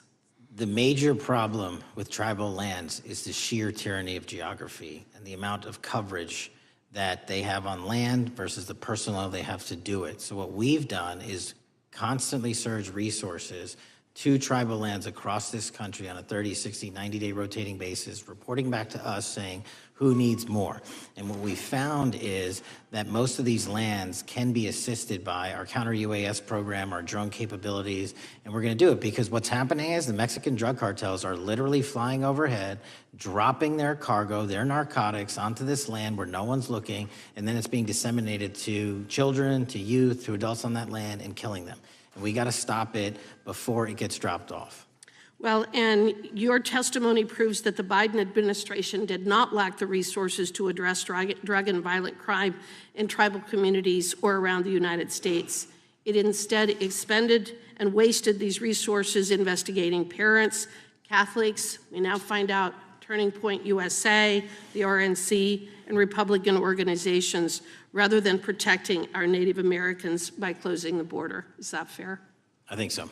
Wonderful, thank you. And I do appreciate the work that you've done in this regard. I was previously the chairman of the subcommittee on Indian and Insular Affairs with the Natural Resources Committee, and safety and security on our reservations and for our tribal members has been one of our priorities, one of my priorities, and I very much appreciate the work that the FBI has done. Let me know if there's anything else I can do to help you, and with that, I yield back. I will, ma'am. Gentlelady yields back. The gentlelady from Georgia is recognized. Thank you, Chairman, and thank you for coming in today, Mr. Patel. In the past few months, the country has experienced a string of horrific, high-profile attacks that have been motivated by racial hatred or political ideology. Shooter attacked the CDC headquarters, firing hundreds of rounds and killing a police officer. An arsonist set fire to the Pennsylvania governor, Josh Shapiro's residence, with the governor and his family actually inside. Minnesota House Speaker Melissa Hortman and her husband were assassinated earlier this year. Clark and Charlie Kirk was murdered last week. Bomb threats have been made against HBCUs and the DNC, and just the list goes on and on. I only have just a few minutes today, so I don't want to take a lot of time to go into all the countless and devastating violent crimes and incidents that have happened at our schools or on our streets and in our communities that have just been happening all year long. Mr. Patel, just yes or no, is this type of political violence ever acceptable in your eyes? No. I'm glad that we agree that these heinous acts designed to instill fear and division in our nation are never, ever acceptable, yet each of these incidents has recently taken place under your watch. The FBI's website states that protecting the United States from terrorist acts is the FBI's #1 priority, including from domestic terrorists. Is this still your #1 priority? Domestic terrorism? Preventing domestic terrorism. Our #1 priorities are protecting the homeland and international terrorism and crushing violent crime, and domestic terrorism sort of interlays between both of those. Okay, so, well, then I'm glad that you're giving us the right answer, but unfortunately, your actions kind of tell a different story. Earlier this year, you granted the ranks of the FBI's Domestic Terrorism Operations Section. This is the section of the FBI that is most directly responsible for addressing political violence in our country by preventing attacks from occurring and effectively responding to them if they do. The agents in this section are the ones who stopped an individual stockpiling weapons, who planned to attack schools and churches in Florida and seized bombs made by an ISIS sympathizer in New Orleans. And instead of ensuring that this section has all the resources that it needs at a time when its mission is critical, you fired its decorated veteran FBI agents who have served their country proudly under Republican and both Democratic presidents, and you scrapped the tools that they developed to fight domestic terrorism, including the National Domestic Terrorism Incident Database. I mean, most of that is just not true. We have 1,700 current DT managed programs. We're up 300% in the amount of cases we brought against nihilistic, violent extremists, including 764, wishing to harm our children. The FBI and the men and women are getting after that problem set more than ever because I've unleashed them to do so. And any insinuation that these tragic occurrences across the country are somehow singularly my fault or disgusting because that watershed goes down to the men and women at the FBI, Mr. Patel, and they are not responsible for it. I'm happy to work with you to get them what they need. Gentlelady controls the time. Unanimous consent request. You'll state a request. Thank you very much. Into the record, an article from Reuters titled FBI Scales Back Staffing, Tracking of Domestic Terrorism, Probes Sources Say. Thank you very much. Without objection. I appreciate that. So, Mr. Patel, and it isn't just the domestic terrorism operations section. Under your watch, agents are fully diverting their attention to these anti-immigrant and city takeover operations, leaving our children vulnerable to dangerous networks of online predators, both domestic and international. You pulled more than 120 FBI agents from their normal duties to operate sobriety checks and conduct traffic stops, exposing the FBI's fleet of unmarked cars and thereby making it harder for the FBI to combat violent criminal gangs, foreign intelligence services, and drug traffickers in the process. That's simply not true. If we were not able to do two things at one time, how would we be Patel, I seizing reclaim record my amounts of time. I reclaim my fentanyl? time. 23,000 Chairman, I'd like to violent enter felons have been into the arrested. Time belongs to the gentlelady. More than twice as many as Consent last Time request. belongs to the gentlelady from Georgia. Thank you very much. And this request basically is, it is an article from Reuters which quotes law enforcement officers familiar with agents who once covered child exploitation cases but now focus on immigration child exclusive. Thousands of agents diverted to Trump immigration track down. Mr. Patel, in the short time I have left, your tenure as director of FBI has been somewhat problematic. Americans are left safe, definitely less safe under your watch. You have gutted the FBI's ability to keep safe from domestic terrorism. You have sent FBI agents to conduct traffic stops and round up hardworking immigrants who pose no danger to public safety. People even President Trump referred to as good, long-time workers. Your job is to protect and serve the American public. Time to the You have gentlelady. spent your time protecting heinous individuals and using the FBI to serve as a political circus. You at times have appeared unequipped. Time of This the country gentlelady has deserves better, and expired. I yield. Gentlelady yields back. May I respond? Sure can. Simply put, what is it? Are we failing? If we're failing, how are we arresting 23,000 violent felons? Twice as many as this time last year. Are we failing? Because if we're failing, how are we seizing 1,500 kilograms of meth, 25% increase from last year? Are we failing? Because we captured 4 top 10 FBI most wanted from around the world in 7 months. That's more than the entirety of the last administration. Are we failing? Because we put 1,500 child predators in prison. Are we failing? Because we dismantled 300 human trafficking networks. Which is it? You don't like me, that's fine. But don't you dare disparage the men and women of the FBI that are producing record results in historic fashion to protect this country. They are kicking ass for America, and they're going to continue to do so. And we appreciate your leadership. The gentlelady from Florida is recognized. When I was home recently, I met with the agents leading the Tampa office of the FBI, and I saw what they're focused on in my community: stopping drug traffickers, rescuing children from exploitation, fighting cybercrime, protecting us from acts of terrorism, foreign and domestic. And I know from my time as a federal prosecutor and a judge that this work by the Bureau doesn't make headlines, but it is happening every single day. At the top, accountability is necessary, transparency is critical, but today we've seen an effort not just to diminish, but to distort the work of Director Patel and the agents he leads. If we really care about transparency and about truth, then what we owe to the American people is this reality: that thousands of dedicated professionals at the FBI wake up every single day thinking not about themselves, but about this country, and keeping every single one of us and our children safe from harm. And Director Patel, I would like to hear from you the facts about what the FBI is doing and your efforts to fight crime. Director Patel, isn't it correct that since January 20th, 2025, the FBI has made over 25,000 immigration-related arrests, including 350 members of Tren de Aragua and 195 members of MS-13? Those numbers are accurate. The Tren de Aragua numbers are up over 350% from the year before.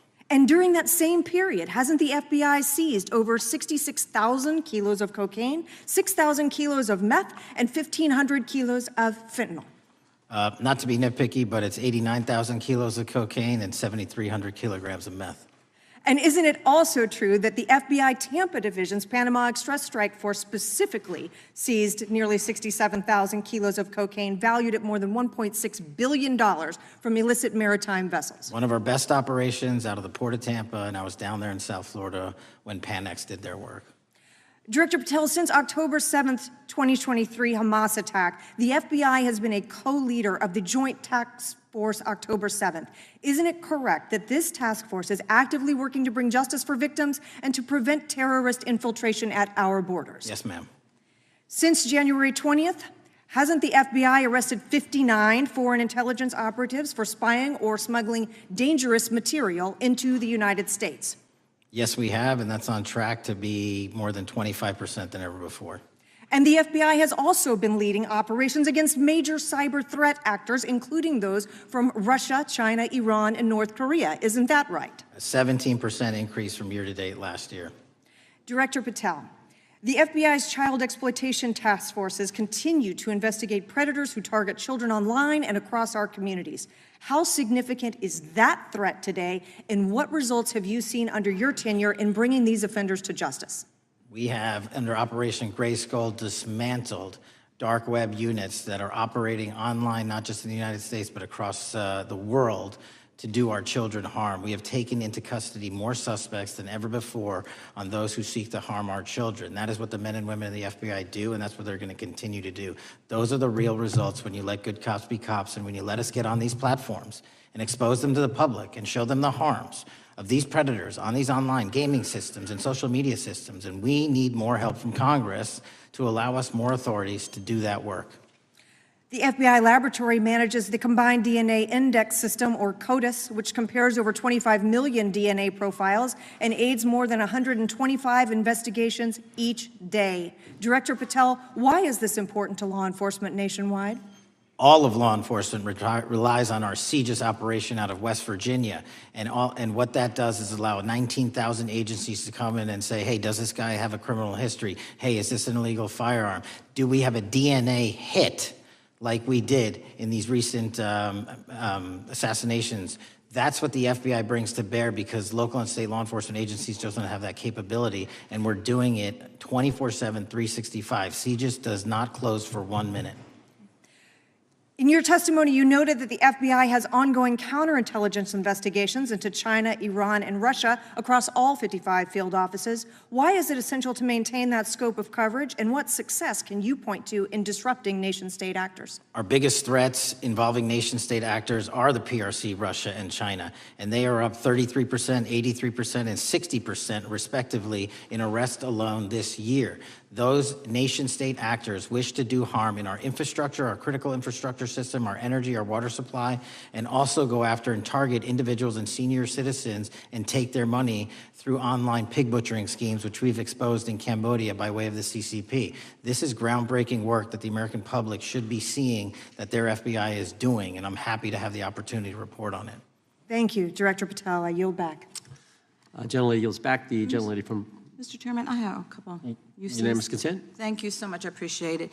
In response to Mr. Patel's making the remarks that that maybe our colleagues are disparaging the men and women of the FBI, I'd like to enter the record 3 unanimous consent requests. One is entitled FBI is using polygraphs to test officials' loyalty. The second is Kash Patel knowingly broke law when firing top officials, lawsuit alleges, published by NBC. And the third is FBI forces out more leaders, including ex-director who fought Trump, demand for January 6 agents' names. Without objection. Thank you. Gentlelady from Vermont's recognized. Thank you, Mr. Chair. Director Patel, thank you for being with us today. Appreciate your time. Let me say at the top, political violence should have no place in this country, and I strongly, unequivocally condemn the killing of Charlie Kirk last week. And this is exactly the kind of case that warrants a swift and thorough investigation by the FBI. What shouldn't be happening, however, is this administration's seeming attempt to exploit Mr. Kirk's death within minutes of this horrible, horrible assassination, dividing us even further without knowing enough about the killer's complicated, confused political ideology and the extent of his motivation. And this week, Vice President Vance claimed that this is, quote, an extremely destructive movement of left-wing extremism, and said that, quote, it's part of the reason why Charlie was killed. He pledged to go after organizations on the left.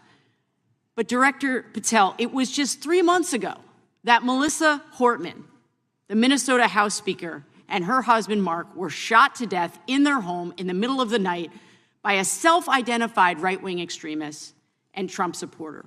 When that assassination happened, the FBI released a written statement denouncing the killings and pledging to hold the killer accountable. And I thank the Bureau for that. It was clear, concise, to the point. But when you compare that statement to the over 50 mentions of the Charlie Kirk killing and just 4 for the Hortmans on accounts affiliated with the FBI and your personal account, it appears to many Americans that you're valuing some lives more than others, and that's painful. And this is what I'm hearing from my constituents, so I just want to convey that to you.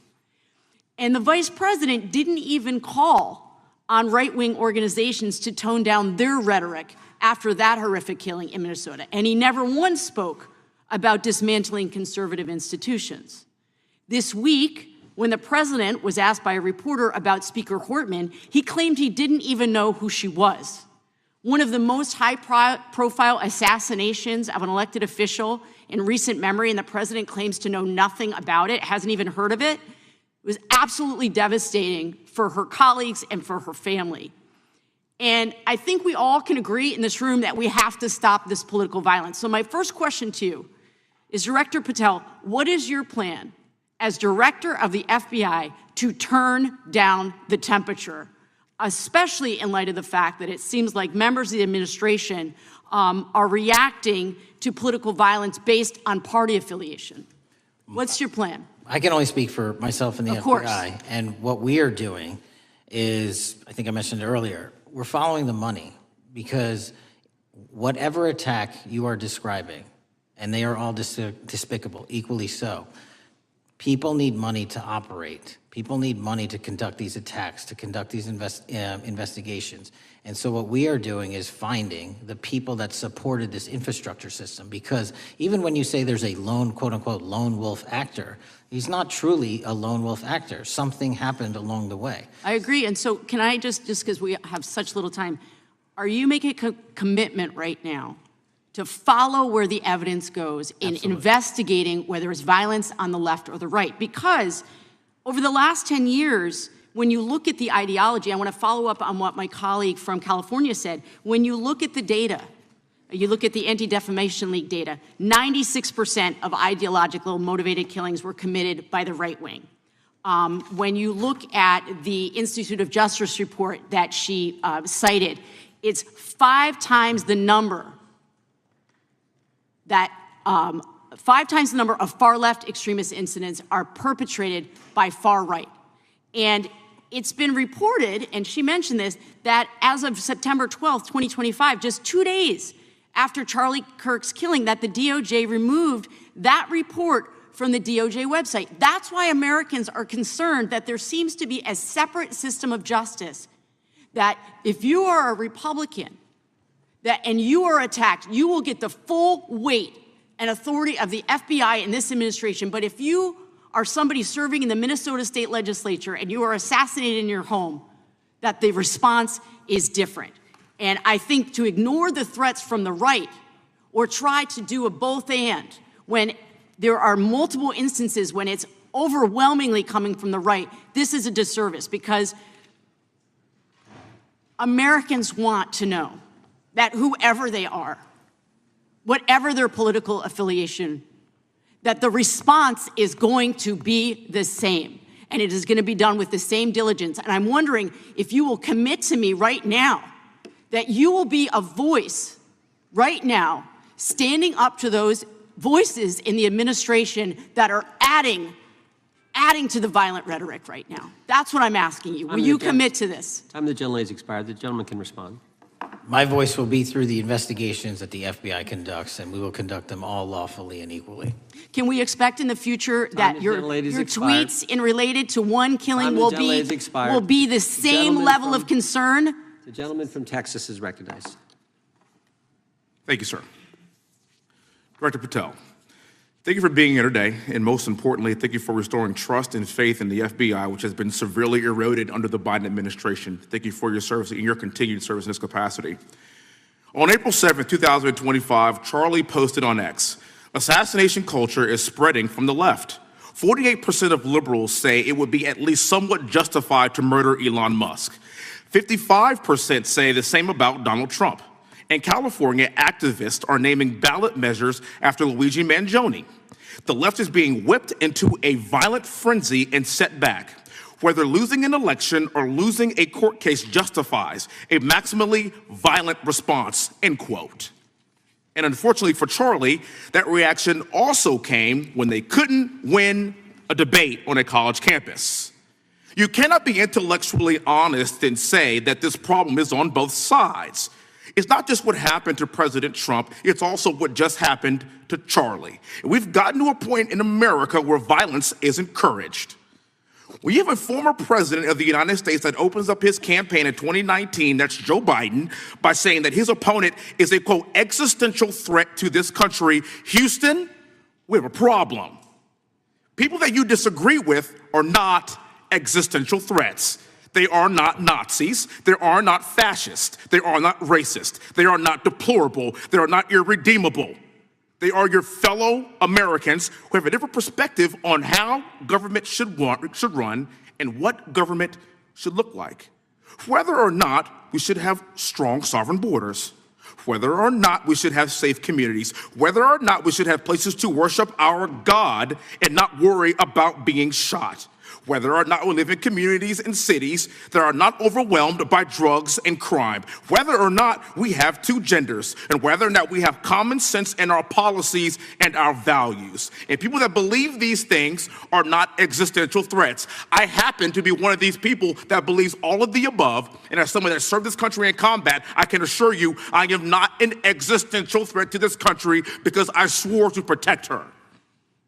I also want to point out, how many cities have you seen burned to the ground since Charlie Kirk's death?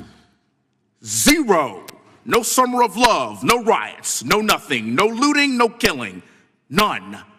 We simply gathered and prayed for his soul, his family, and this country, because that's exactly what we represent. And while we might be angry, this righteous anger will carry on Charlie's message and legacy. I want everybody to know something very simple. Charlie is not dead because of what he said. He is dead because people listened. My time is limited, so I have a few questions for you, sir. And again, thank you very much for being here. I really appreciate your time and your service. In your experience in the FBI, have you noticed a precipitous rise in political violence and other associated crimes that you have been investigating so far this year? And if so, is this trend in motive left-wing or right-wing violence? I can always speak generally, sir. There is too much political violence, and it has been a precipitous rise on too many fronts.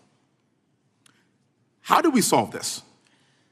We solve this by giving the FBI more authorities to go into and work with the private sector. There are too many online platforms. There are too many social media platforms. There are too many gaming platforms. There are too many places for people from America and around the world to get together without their parents knowing anything about it, without their school teachers knowing anything about it, and infesting the minds of our children and infecting them with radical ideology, and that is the root cause of these problems, and we must tackle it. It is not a 1950s America anymore. In 2025, the cyberspace needs to be tackled. Thank you. Switching gears, when your predecessor sat right there in that seat a couple of years, last year in a committee hearing, I asked him a very detailed question about Matthew Thomas Crooks, the shooter responsible for the assassination attempt on President Trump's life. I did get an answer from Chris Wray that day, and I submitted written questions to the FBI and into the record of this committee, and I want to resubmit those questions today because I think we are still awaiting answers to those questions. So, Mr. Chairman, I'd like to submit some for the record, please. I'd like to ask you, sir, and the FBI, under your leadership, would you please respond to these questions, and can you commit to doing that? As soon as the trial's over. Thank you very much. I will end with this. Charlie Kirk is not dead because of what he said. Charlie Kirk is dead because people listened. He set up a tent that said, "Prove me wrong," and exercised his First Amendment right. That's all he did. And we will continue to do so in this country in order to preserve this constitutional republic. And with that, I yield back. Thank you. Gentleman yields back. The gentleman from Florida is recognized. Thank you, Mr. Chairman. Before I begin, I want to caution my colleagues on one-sided violence in this country. We just heard that there were no riots on the right. We're literally sitting in the building where there was a giant riot by supporters of the president, the right. We also heard that only leftists, have said that Trump is a Nazi. In 2016, the current vice president of the United States said, Trump is either a cynical asshole or he's America's Hitler. And so this is the problem. I don't want to have to say this garbage, but you want me to sit here and get painted with one brush, the whole left. No, there are extremes on the left, and there are extremes on the right. And we collectively should tackle that. But to come here and just look at us and say we all support what's going on in the extremes is why we can't solve anything in this building. Director, let me say first, thank you for being here, and my condolences on the loss of your friend. And I'm happy to hear that you want to do more on the social media platforms. It's crazy what's going on the social media platforms. There are so many conspiracy theories on what's going on with Charlie Kirk. Israel assassinated him, right? There are conspiracy theories about your personal social life all day. It is totally rampant. Big names on the right, Candace Owens, right? Talking about how what's been released as far as the dialogue between the perpetrator and his roommate is manufactured by the FBI, manufactured by the administration. It is totally rampant, allowing foreign governments to just perpetrate these platforms, all of these bots, all of the time to weaponize Americans. You see what's going on here? This is a byproduct of all of that. What's going on in the streets is a byproduct of all of that. What's happening is you see people celebrate Luigi Mangione is a byproduct of all of that. And so if we want to do something, then we should talk about Section 230. We should talk about how we're going to make sure that we don't let foreign governments poison our children's mind. And so I will work with you on that, Director. I'll work with you on 230 any day. No problem. So now, that was the good part. I want to take your attention back a second, okay? Breaking news. Kash Patel is nominated to be the FBI director. Dan Bongino is nominated to be the number 2 at the FBI. MAGA celebrates, rejoices, bells are ringing out. The team, Patel, Bongino, that sought out every podcast microphone to talk about the Epstein list. The names are finally going to get released. It begins. They produce white binders. Phase 1 with the podcasters. This is not actually one of them, of course. I made this. Your name's on it, right? And the names are going to come out. Pam Bondi says the list is on her desk. Then a memo comes out all of a sudden and says, there's no list. Oh, no. No phase 2. Phase 2 binders never happen. You said the conspiracy theories around Epstein just aren't true. They never have been. And yesterday, in an answer to Senator Kennedy, you said the FBI is not in possession of any credible evidence that Epstein trafficked girls to anyone but himself. So according to your testimony yesterday and in this committee, according to the evidence the FBI has, the number of names on the list are 0. No, zero. The index has been released, and the number of people involved in that trafficking operation were charged in 2018. Other than Epstein and Ghislaine Maxwell, your testimony in the Senate and here is that according to the evidence you have, the number of other names is 0. That were charged based on credible evidence. Well, who are the other names? Give me the other names that weren't charged.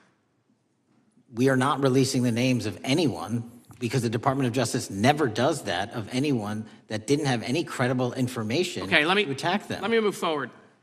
The president has, you've seen the picture of the woman's body with the writing and the president's signature. The president says that's not his. Okay? President says it's not his. The Republican colleagues say it's not his. The administration say it's not his. Will you be opening up an investigation into the Epstein estate for putting out a fake document with the president's signature linking him to the world's largest pedophile ring? Will you be opening that investigation into that? On what basis? On what basis? They literally put out a fake document, according to the president, with a fake signature. It's a forgery of the president of the United States signature. That's the basis. Sure, I'll do it. Okay, I look forward to that investigation. Am I over? Thank you, Mr. Chairman. I appreciate your diligence. Gentleman's time has expired. Chair now recognizes the gentleman from California. Director Patel, as you know, my state, California, is home to the worst public infrastructure failure in U.S. history, known as California High-Speed Rail, although the name is probably a misnomer. Earlier this year, I joined your counterpart at the Department of Transportation, Sean Duffy, doing a compliance review of the federal money the state has received, and the outcome was that the state has not complied with the terms of its billions of dollars in funding because it hasn't actually built anything. And so that federal funding has now been cut off, but a lot of us in California still have questions as to where all the money went. We're 17 years in to this project, and absolutely nothing has been built. Not a single bit of track has been laid. There are no stations. There are no passengers. And the plan initially was to have the whole thing, LA to San Francisco, done by 2020 at a cost of $33 billion.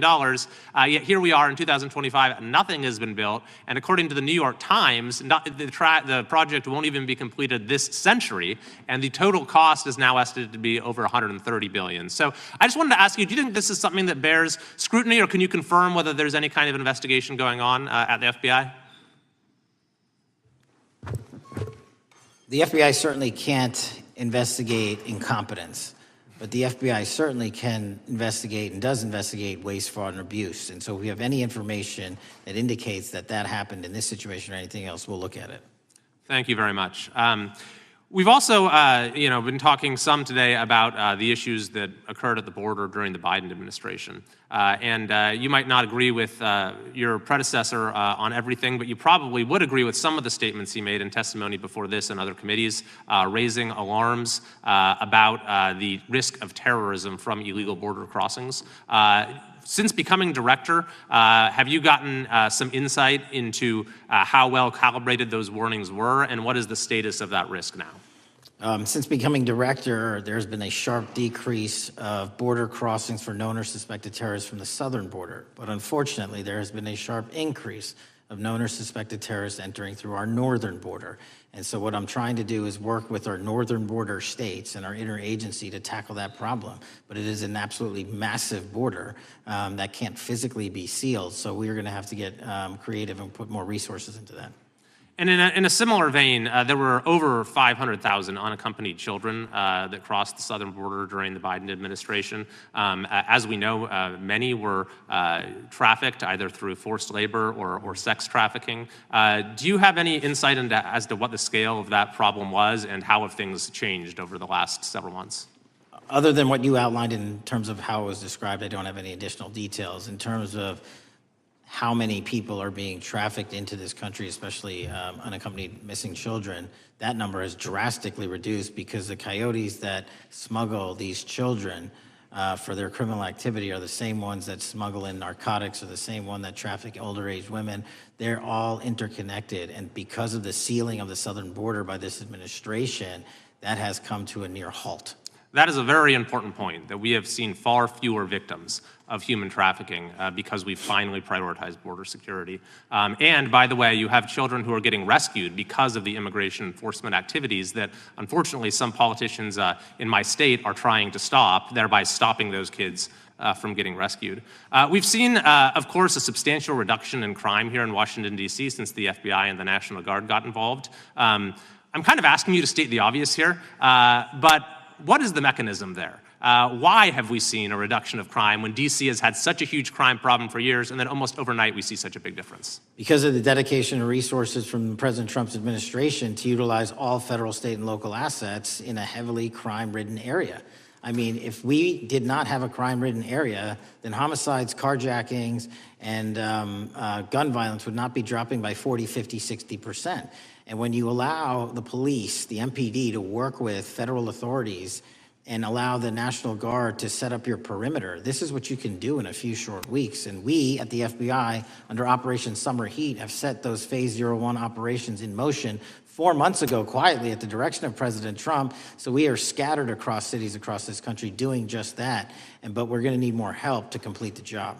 Yeah, in too many places in this country, crime has just been treated as sort of a norm, that this is the way things have to be. What's happened in D.C. shows that is not the case if we have the right policies and the right priorities.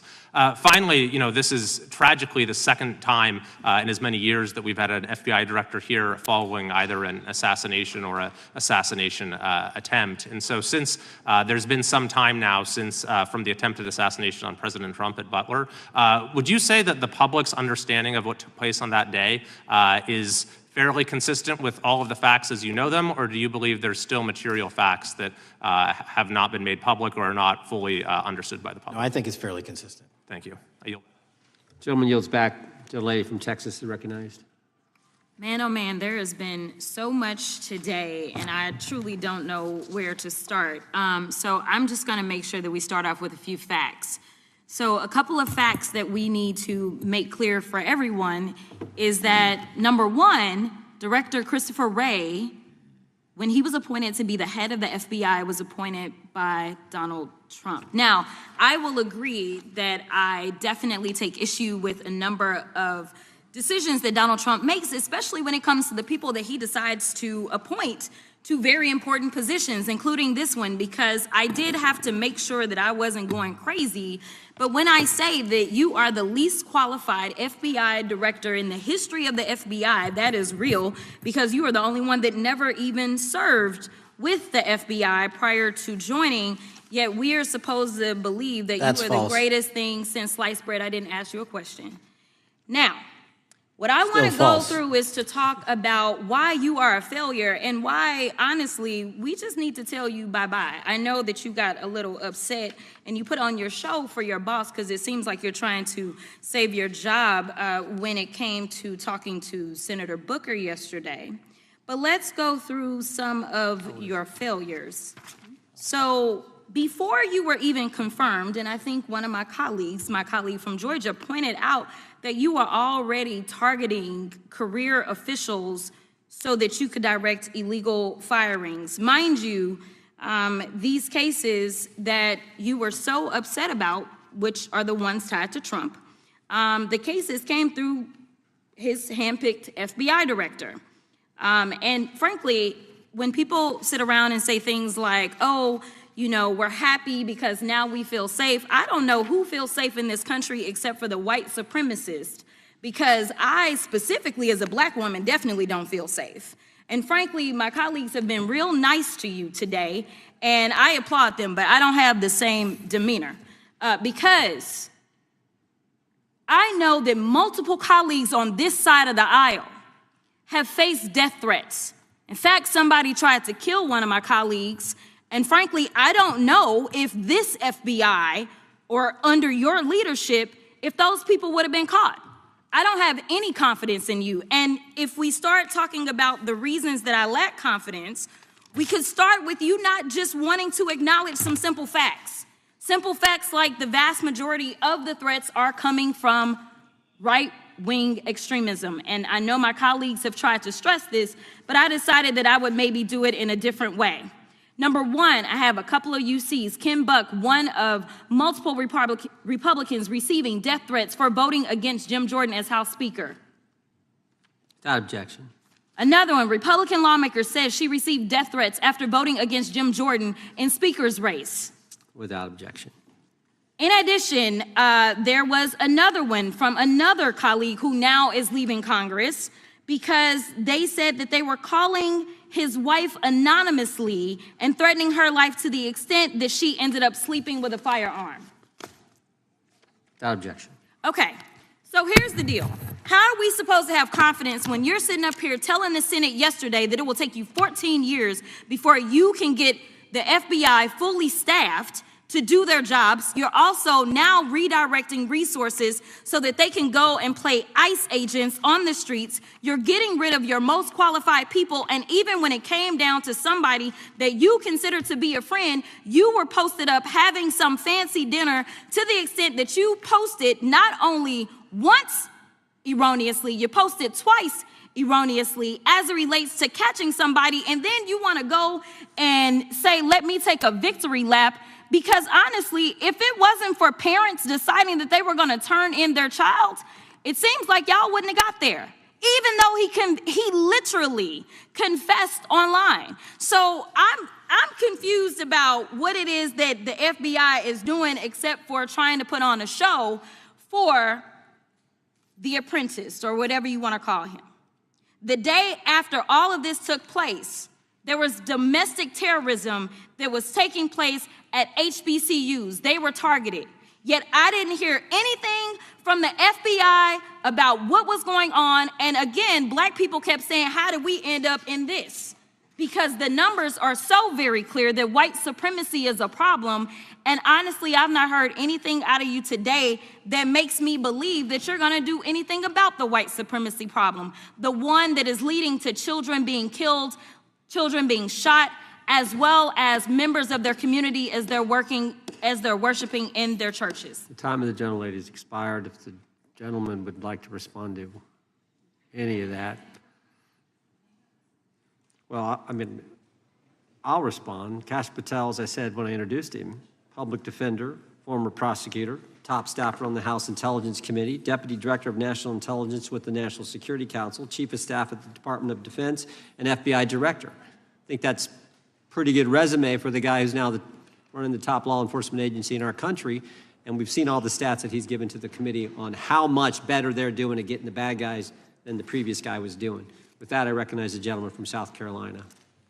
Thank you, Mr. Chairman. Director Patel, I think you're witnessing some auditions clickbait auditions for the Academy Award for my Democratic colleagues. We'll see how they fare as they're on MSNBC later on today.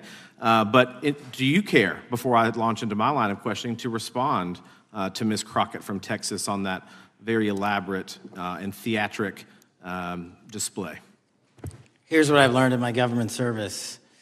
I don't give a damn what they say about me as long as I'm succeeding in the mission. We're succeeding in the mission because the men and women of the FBI have never been empowered to do more work and to hit the streets harder than by President Trump's authorities and resources he's given us. And so all I care about is that we are capturing more child predators than ever before, taking more drugs off the streets than ever before, that we are capturing murderers at a significantly historic rate, and we're delivering this country the lowest murder rate in recorded history. That are facts that you cannot dispute. But you can come at me all you want. I don't care. Thank you, Director, for that, and we appreciate your service. We appreciate the results speak for themselves, I think, pretty plainly, and your commitment not only to results, but to transparency, so we do appreciate that. Director, who was John Durham? He was a former federal prosecutor, United States attorney, and ultimately appointed special counsel in the first Trump administration. Correct, and there was a document that he released in his findings called the Durham Report. What was the Durham Report briefly, and what were the findings very briefly? It was every special counsel that's appointed produces a report to the Attorney General. Special counsel's Durham Report largely focused on Crossfire Hurricane and included extensive summary findings in classified and unclassified manner, and we released the classified version, finally declassifying it for the American public in this committee. Correct, and you released that in July of this year. I think so. Yes, sir. Isn't it true that in the classified Durham Annex, as it's referred to, that in 2016 the Obama administration obtained intelligence information from a source contained in two separate memoranda, one in January of 2016 and one in March? The two memoranda described confidential conversations between DNC Chair Debbie Wasserman Schultz and two individuals from the Soros Open Society Foundation. Isn't that true? As written in the report, I'll let her speak for itself. In the Durham Annex in January of 2016, the memorandum noted in part that President Barack Obama intended to scuttle the FBI's investigation into Hillary Clinton's private email server and mishandling of highly classified information during her time as Secretary of State. Isn't that found in the report? I believe so. Isn't it also found in the report that in March of 2016, the memorandum also included references to the same Obama effort to shut down the Clinton investigation, but additionally outlined a plan to falsely connect Trump to Russia? Isn't that in the Durham Annex? I think it's in more than the Durham Report, but yes. The memo also stated in part that, quote, the Democrat Party's opposition is focused on discrediting Trump, among other things. The Clinton staff, with the support from special services, is preparing scandalous revelations of business connections between Trump and the Russian mafia. Isn't that also found in the now unclassified Durham Annex? I believe so, sir. According to the Durham Annex, based on analysis and translation of the intelligence, FBI analysts believed that special services could either mean the FBI or CIA, or the Trump dossier author Christopher Steele. Isn't that in the Durham Annex? I believe so, sir. When the Obama administration received intelligence in March of 2018, Fusion GPS was preparing open source opposition research regarding purported ties between Trump and Russians. The research was paid by the Clintons' campaign and the DNC. Isn't that open source and also in the Durham Annex? I believe both. Okay. And so also in the Durham Annex, which I found interesting, was the potential campaign plan was shared with high-ranking career officials at DOJ. Isn't that in the Durham Annex? I believe so, sir. The Durham Annex describes that in July of 2016, emails allegedly between Leonard Bernardo, senior vice president of George Soros' Open Society Foundation, included data providing specificity on the Clinton plan in an attempt to smear Donald Trump by falsely linking him to Russia. Isn't that in the Durham Report? I believe so. And so, briefly, this additional evidence that you've unclassified and released to the American public, what does that purport to show or augment about the Durham Report that you can share with the American people? Put simply, that the FBI was weaponized. Against a political campaign. Yes, sir. Thank you for that, Mr. Chairman. I yield back. Gentleman yields back. The I have UCs. gentlelady from Texas recognized for unanimous consent. Yes. First one is Russia's ghostwriter hacker group takes aim at German election. This is from Politico. Objection. The next one is Director of National Intelligence, 30 days until election 2024, which specifically states that our assessments about activities and goals of Russia, Iran, and China are unchanged from earlier election security updates, and that they were meddling. Without objection. And I've got three more. The last three are that how Russia is using artificial intelligence to interfere in elections. Moscow's attempts to interfere in U.S. and other elections are nothing new, though their tactics and strategy are constantly evolving. Without objection. The next one is Russian interference coming soon to an election near you. Russia pursues a systemic strategy of undermining elections and influencing public opinion in the West. EU and NATO countries must recognize that Moscow often acts through agents within their own borders and build resilience to such interference. And what's the source? This one is Carnegie. Didn't do it in the 4 years of the entire prior administration. Nationwide, we've been executing our Operation Summer Heat, the FBI's national focus on targeting violent crime based on intelligence-driven operations. Ask the citizens of Seattle, Miami, Memphis, Charlotte, Chicago, New Orleans, to specifically highlight New Orleans and Nashville. There has been a 250% increase in violent crime arrests in those cities alone, and other mid-major cities that I've just listed. In just a few short months, we have already unleashed 1,000 FBI personnel across this country. Every single state across this country is getting a plus-up. This is a fiction that the FBI is short or that we are compromising the men and women in the field. They do not need to be in Washington, D.C., so we're sending them into the field to each and every one of your states. Because of that, crime is at an all-time low. We had to do it because of the explosion of crime. And maybe the most important stat for Americans to realize: in just 7 months, we are on track to produce the lowest murder rate in modern U.S. history by double digits. Those are results not of mine. Those are results of the men and women of the FBI. If you want to criticize me, bring it on, but do not attack the brave leaders in the field. We are also working 24/7, 365 on the opioid epidemic that is killing more than hundreds of thousands of people a year.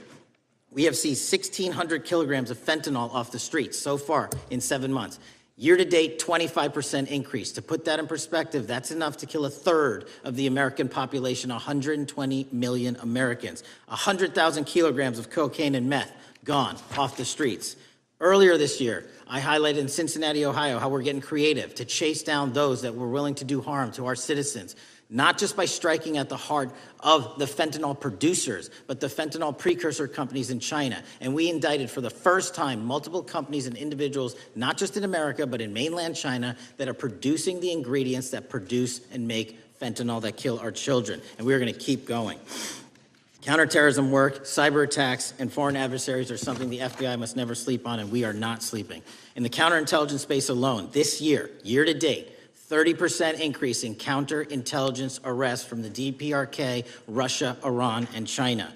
And I want the American people to know, in this setting, there's a lot of work that the brave men and women of the FBI are doing we just can't get into, but they don't stop. Our cyber threats, ransomware attacks, those harming our children online. We have nearly a 20% increase in indictments arrests in 7 months alone this year. We're going after those that harm our malware, infrastructure systems, telecom systems, and energy structure. Combating SALT and Vault typhoons are just a little bit of the examples we're doing. Maybe most importantly, under the counterterrorism and domestic terrorism umbrella, are nihilist, violent extremists, and those that label themselves 764, who wish to go online and convince children to maim and mutilate themselves and commit suicide. And we are producing record numbers of arrests under that umbrella organization. We even stopped an individual in the 764 network who wanted to conspire to kill an adolescent girl. He is now in custody. Transparency remains one of my main priorities at the FBI. And this is what I've done in my 7 months at the helm. We've produced more than 33,000 pages of documents to Congress to a variety of committees, including, I believe, 7,500 to this committee alone, if memory serves me correct. To put the 33,000 in perspective, my predecessor in 7 years produced 13,000 pages in total to the United States Congress. His predecessor in 4 years produced 3,000 pages in total. I repeat, I have produced 33,000 pages in 7 years to this Congress and will continue to do so. I'm dedicated to restoring the trust and the mission and the integrity of the FBI, and we cannot do so without congressional oversight, and I promise you I will continue to do so.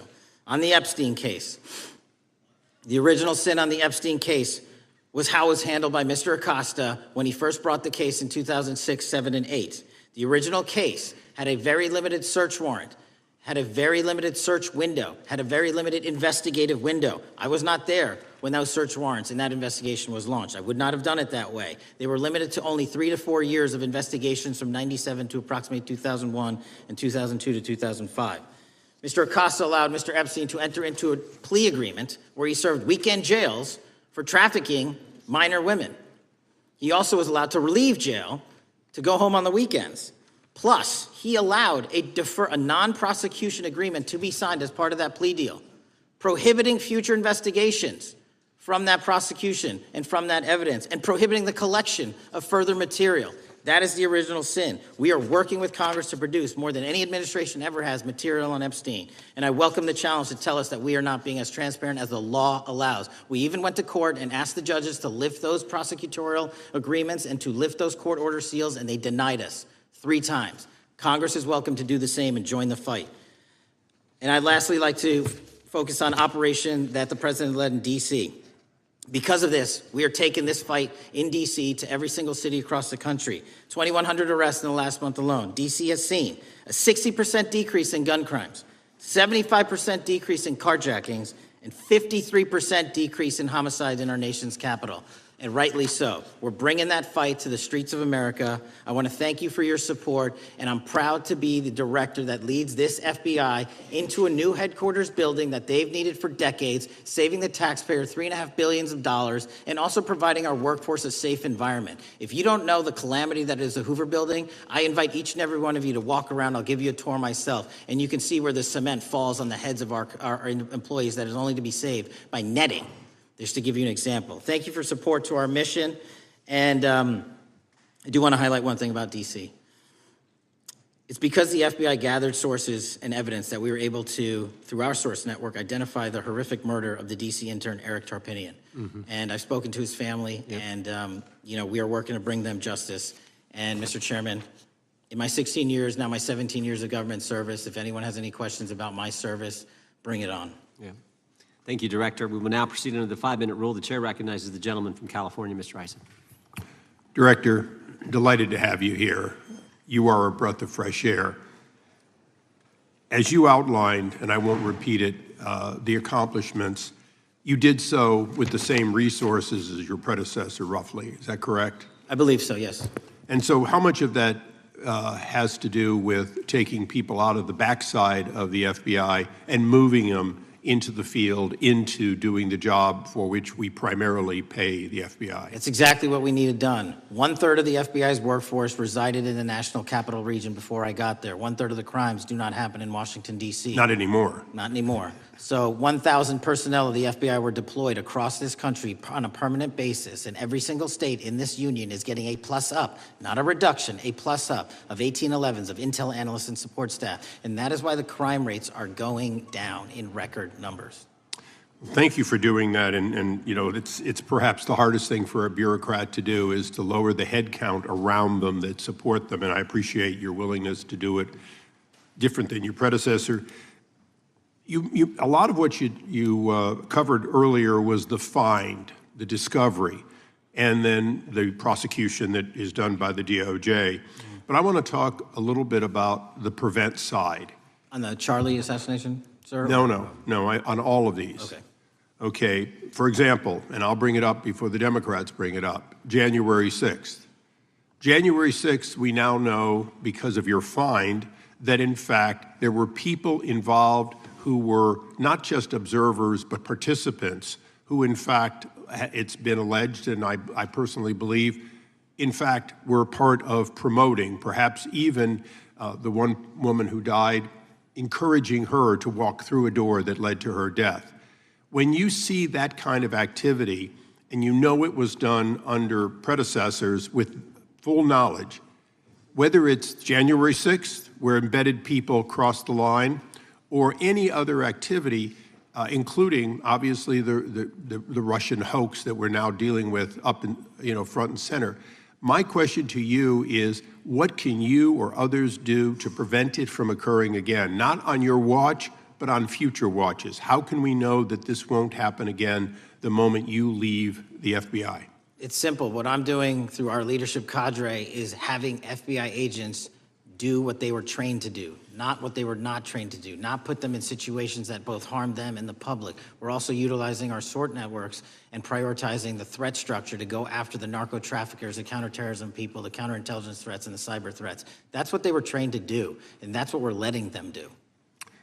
One major question I have, after decades of doing this, on our side of it, both the chairman, myself, and others, both at oversight and here, have seen that the FBI and the Department of Justice hide behind non-statutory practices. Now, you've changed the interpretation of many of those practices. That's why we're getting the discovery that was previously withheld. How do we work together to make sure that we never again have false walls, non-statutory walls that say the Department of Justice has a prohibition about giving, quote, you fill in the blank, that has led to the chairman not seeing anything until you took over? I'm wedded to aggressive constitutional oversight. Having been a House congressional staffer, I know that is an important part of securing our democracy. And the way we make it an everlasting, enduring process is by showing the American people the results of what we are doing and the important work of this committee and putting it out to them so they can see government waste, fraud, and abuse. And then they can demand from our constituents and our electors that they want this process to continue. Last major question here. Some things are so sensitive that we both would agree they cannot be made public. Will you commit to this committee, when it is too sensitive to disclose, that you would at least make it available for in-camera review by the chairman and ranking members or others designated? I have done that, and I will continue to do that. Well, thank you, Mr. Chairman. This is a breath of fresh air. This is the beginning of what we need. But my questions today for the director are ones in which I believe that we do need to codify by agreement or by statute, if necessary, the kind of openness and transparency that we're seeing from this administration, the kind of discovery that's allowing us to do our oversight properly. And I would hope that that be the follow-up to this, obviously along with the Attorney General. And I yield back my 4 seconds. Thank you. The gentleman yields back. The gentleman from New York is recognized. Thank you, Mr. Chairman. Welcome, Director Patel. In the wake of the tragic murder of Charlie Kirk, Donald Trump said, quote, "Violence and murder are the tragic consequences of demonizing those with whom you disagree, day after day, year after year, in the most hateful and despicable way possible," close quote. I would note for the record that Donald Trump has famously demonized practically every person he has ever disagreed with, and therefore, using his own logic, he has put their lives at risk. I should know, about 2 weeks ago, when I announced my decision not to my decision not to seek re-election, many people on both sides of the aisle, including the chairman, offered me well wishes and thanked me for my service. Donald Trump, on the other hand, took to Truth Social to call me a, quote, psychopathic nut job, among other things. Yesterday, I received a threatening note filled with anti-Semitic comments and hateful attacks that mimics some of the same language used by the president. I am sure many of us on this committee face similar threats every day. We have seen political assaults on both the left and the right. The attack on Charlie Kirk, the attempted assassination of the president, the murder of the Democratic Speaker of the Minnesota House, the assault on Paul Pelosi, and the attack on the Capitol on January 6th, for example. Director Patel, do you agree that there is political violence from both the left and the right? There is too much political violence. Do you agree, yes or no, that there's violence? There is too much political violence based on ideologies from either side. From either side, okay. Are you aware of the study by the Cato Institute, a well-known conservative group, that found that 69% of the violence is from the right? I'm not familiar with that study. You're not familiar. Okay. I would commend it to you. Are you aware the administration has threatened to use violence as an excuse to crack down on liberty and freedom of speech? Say that again, I'm sorry? Are you aware the administration has threatened to use violence as an excuse to crack down on liberty and freedom of speech? Nobody at the FBI is doing that. I didn't ask you about the FBI, I said the administration. I speak for the FBI. I would like to enter the record an article from today's New York Times titled, "Trump Invokes Kirk's Killing and Justifying Measures to Silence Opponents." In the wake of Charlie Kirk's killing, President Trump and his allies have laid out a broad plan to target liberal groups, monitor speech, revoke visas, and designate certain groups as domestic terrorists. I ask unanimous consent to insert this into the record. Thank you. Politicizing the murder of Charlie King to go after free speech is not a legacy I believe Charlie King would have wanted. Moving on, I want to address another topic. The FBI has traditionally played a key role in prosecuting public officials for corruption. But I fear that at a time when the president is accepting planes from Qatar for his post-presidential personal use, issuing pardons to major donors, and personally profiting from the office of the presidency, the FBI may be abandoning its commitment to investigating public corruption. Since its creation in the wake of the Watergate scandal, the Public Integrity Section has been one of the crown jewels of the Department of Justice, investigating and prosecuting corruption among the nation's public officials and acting as a key safeguard against politicized prosecutions. This section's work has been supported by an elite squad in the FBI devoted specifically to rooting out corruption. But according to reports, the Public Integrity Section has now been decimated, and the FBI's Public Corruption Squad has been dismantled. I would like to submit for the record a New York Times article entitled, "FBI Dismantles Elite Public Corruption Squad." I ask unanimous consent. Thank you. These actions are an invitation to corrupt politicians to break the law, since they know that the government is asleep at the switch. Last month, Senator Warren and I, along with dozens of other members of Congress, wrote to you and Attorney General Bondi expressing grave concern over your decision to effectively legalize corruption and to politicize prosecutorial decisions. And he asks unanimous consent to enter this letter into the record. Thank you. I don't have time today to walk through all your questions, all of our questions and concerns, but will you commit to answering this letter in short order so that we can understand what factors led to this decision and how it has impacted the ability to hold corrupt officials accountable? I will review your letter with my team and respond as soon as I can. You will respond. Thank you. I yield back the balance of my time. Gentleman yields back. Gentleman from Arizona is recognized for 5 minutes. Thank you, Mr. Chairman, and thank you, Director, for being here. I appreciate the change in the FBI and the tone since you've been there. We heard the ranking member, however, describe the FBI under your leadership as being resorting to political enforcement and you personally as being paranoid. I would just suggest that perhaps that is the projections of the ranking member himself and not you, sir. I want to refer to something that was said yesterday in yesterday's hearing by Senator Grassley. He said, "It's well understood that your predecessor left you an FBI infected with politics."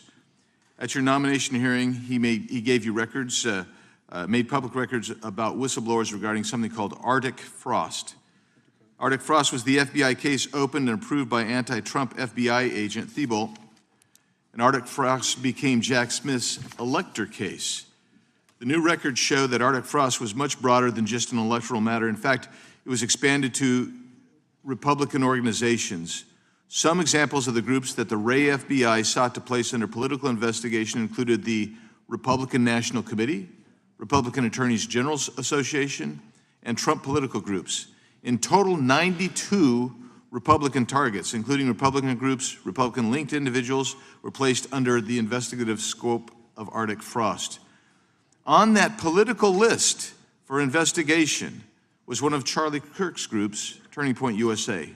In other words, Arctic Frost wasn't just a case to politically investigate Trump.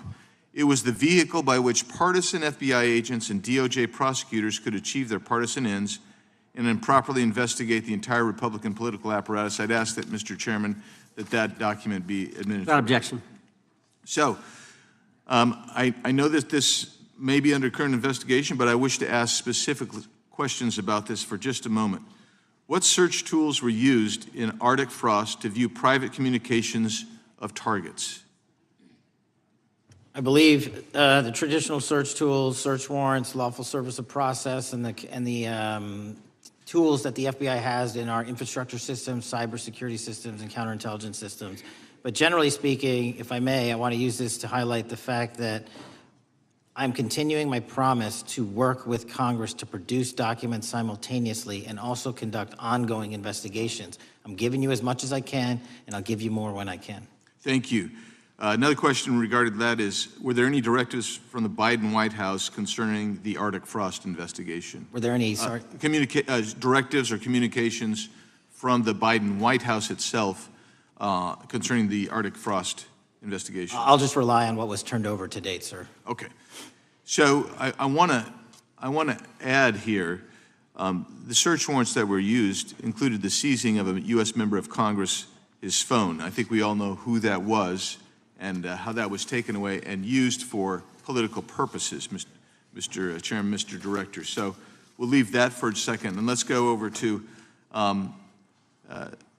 the Charlie Kirk case for just a second. Let's emphasize this. How many hours did it take from the assassination to the arrest of the assassin, Mr. Director? 33. That seems pretty swift, and it was because of the actual release of videos and photographs that you directed to be released, sir. That's correct, and to put it in perspective, the Boston bomber took 5 days and Luigi Mangione took 5 days.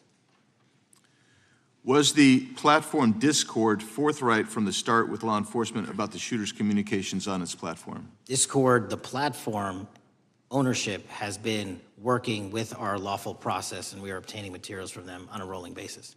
Thank you. And I want to get back here to Arctic frost for just a second, Mr. Chairman. I'd like the unclassified document from the FBI released to be admitted to the record. Without objection. And a document from the Economic Times also to be admitted to the record. Without objection. So I'm going to give you the last 30 seconds. We could go on about the Epstein case. I've got a bunch about that, but I'm just going to let you, if you wish to respond to either of the two vitriolic questioning or statement from the Democrats. The work of the FBI speaks for itself. It's on showcase here today. Anyone that wants to attack the FBI can attack me, but leave our leadership structure alone. When you have 23,000 violent felons arrested, twice as many as this time last year, the work speaks for itself. Thank you, Mr. Chairman, and thank you. Appreciate your good work, Director Patel. Yield back. Gentleman yields back. Gentleman from Maryland is recognized. Thank you kindly, Mr. Chairman. Director Patel, before you joined the FBI, you railed against it for covering up Jeffrey Epstein's human trafficking ring. Let me refresh your memory with this clip. Has Epstein's list, they're sitting on it.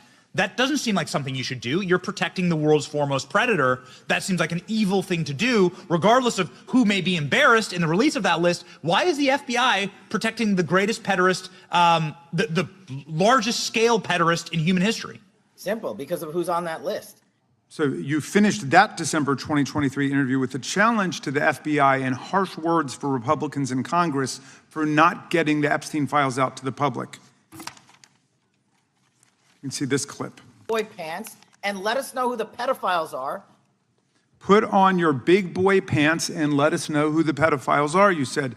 You emphasized that the president and the FBI director each had complete authority to release Epstein's client list. You said Epstein's black book is under the, quote, direct control of the director of the FBI. Look at this clip. This is way off the topic, but who has Jeffrey Epstein's black book? Black book. FBI.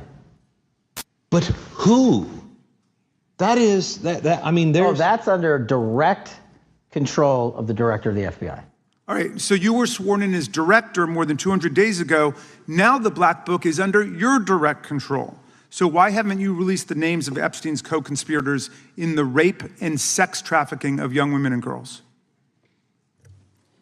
The Rolodex which is what everybody colloquially refers to as the Black Book, has been released. Oh, no, you're talking about what the journalist got 5 years ago? No, that's not what we're talking about. We're talking about what you were talking about there, That's the Black exactly Book what I under was the direct talking. control of the FBI director. We have released more material than anyone else before. The Biden administration, Obama administration had the exact opportunities to release this material, and they never did. And if you are telling the men and women of the FBI, Why we're have not you going after changed your child predators. position? Hang on, you said we're not going after child predators.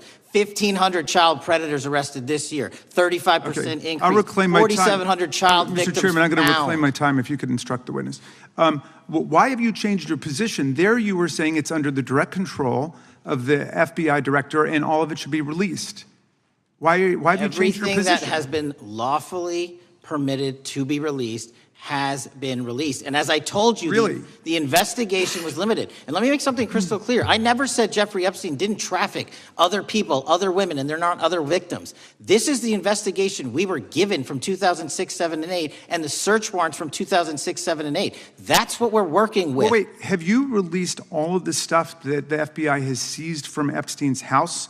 The computers, the emails, the file cabinets, the documents? What about the financial records? Have you released all of that? Everything the court has allowed us to Which release. court are you talking about? 3 separate federal courts have come in and said. We're there are talking about the 3 evidence you've got. It's got nothing to do with what those courts have. Do you have any We're talking idea about how the evidence. law works? Do you want me to break the law in a federal judge's order? No, to I want you to satisfy follow your own curiosity? word, Director Patel. You said up there it was under the direct control of the FBI director. He had the Black Book. Everything I have direct control over, we have gone to court. You haven't. Complete We your went sentence. to court. Everything you have direct We- control over, you we said.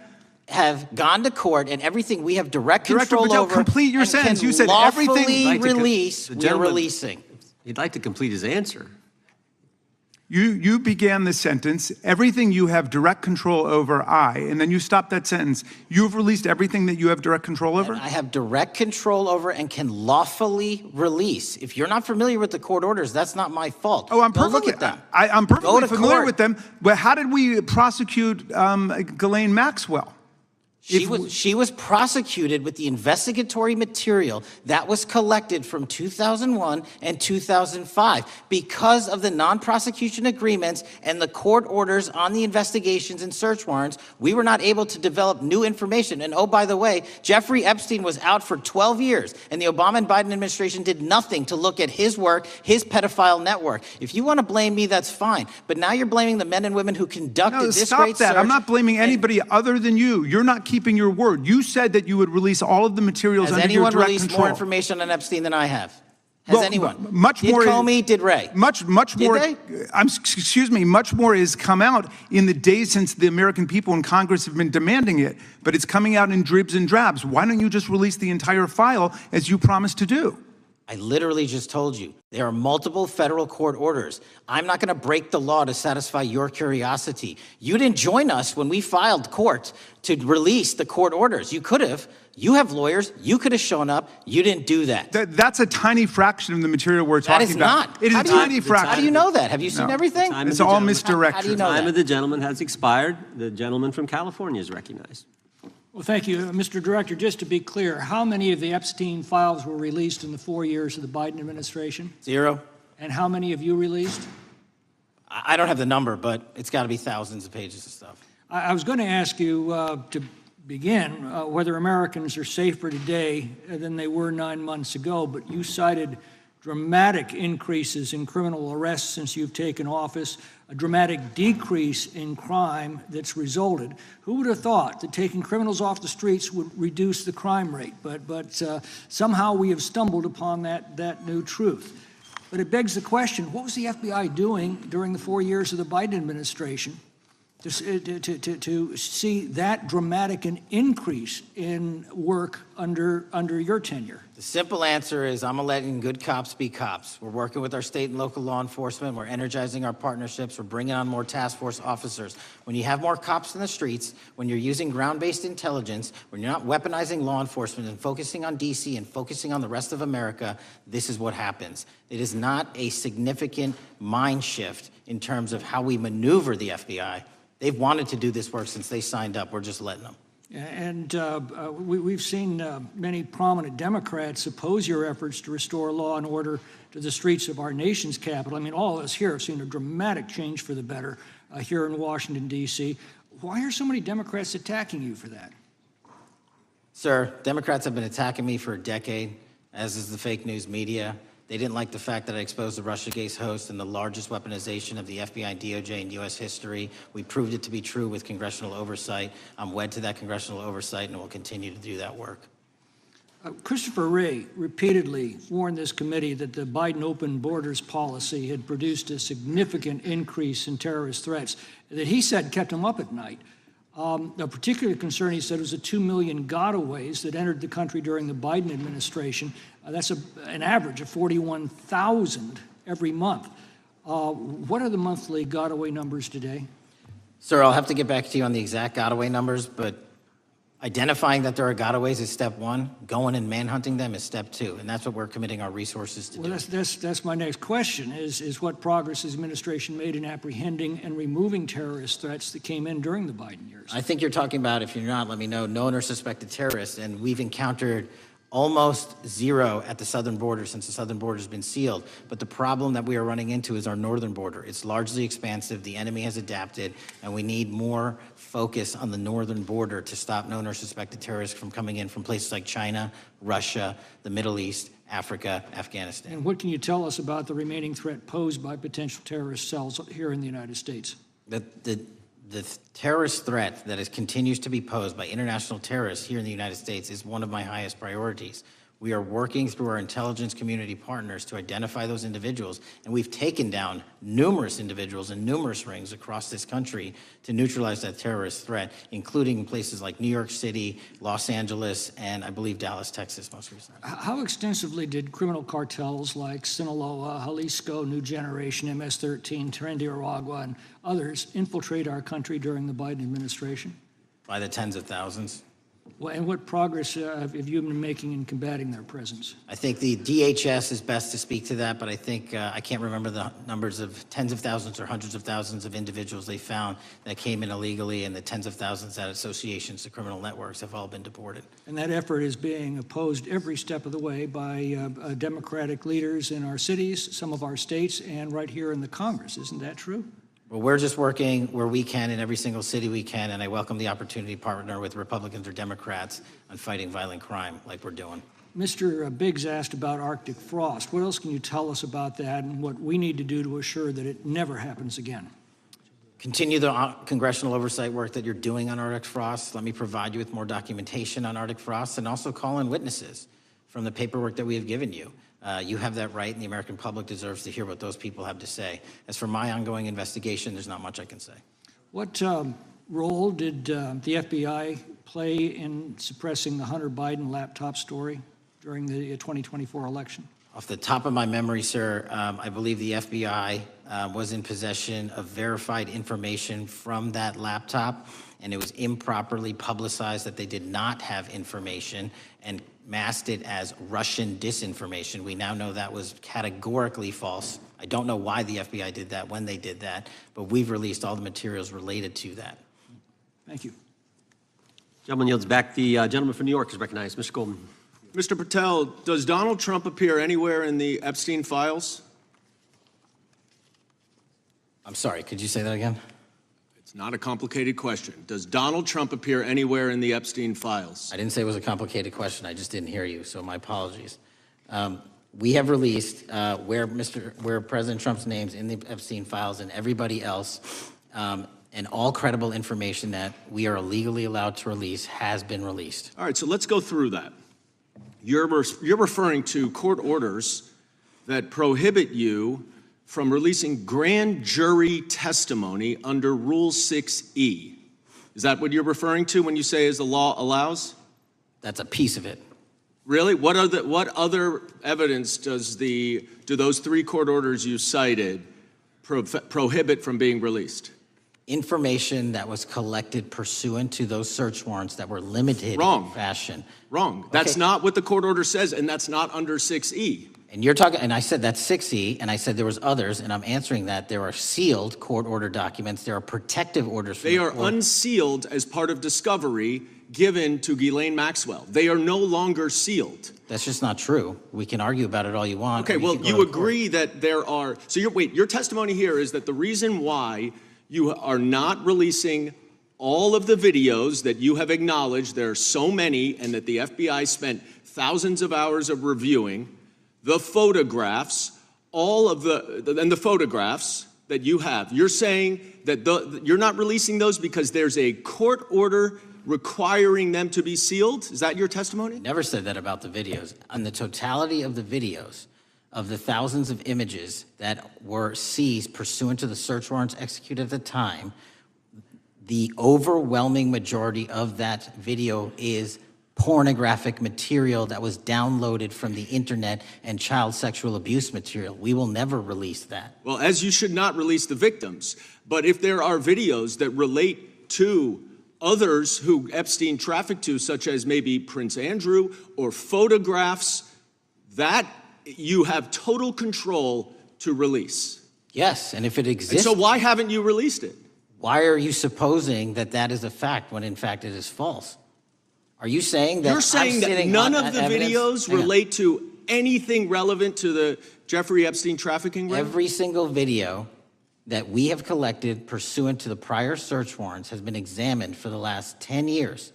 And every single video has been utilized for whatever prosecutions were able to be legally brought. I'm not asking about prosecutions. I'm asking about why you aren't releasing the full Epstein files, including the names of people who were involved in the sex ring that you promised to do before you became FBI director. I just told you, I'm not going to release downloaded porn of I'm not children asking on the about internet. that. Fine. I'm asking about all the other files. What other videos? Tell me.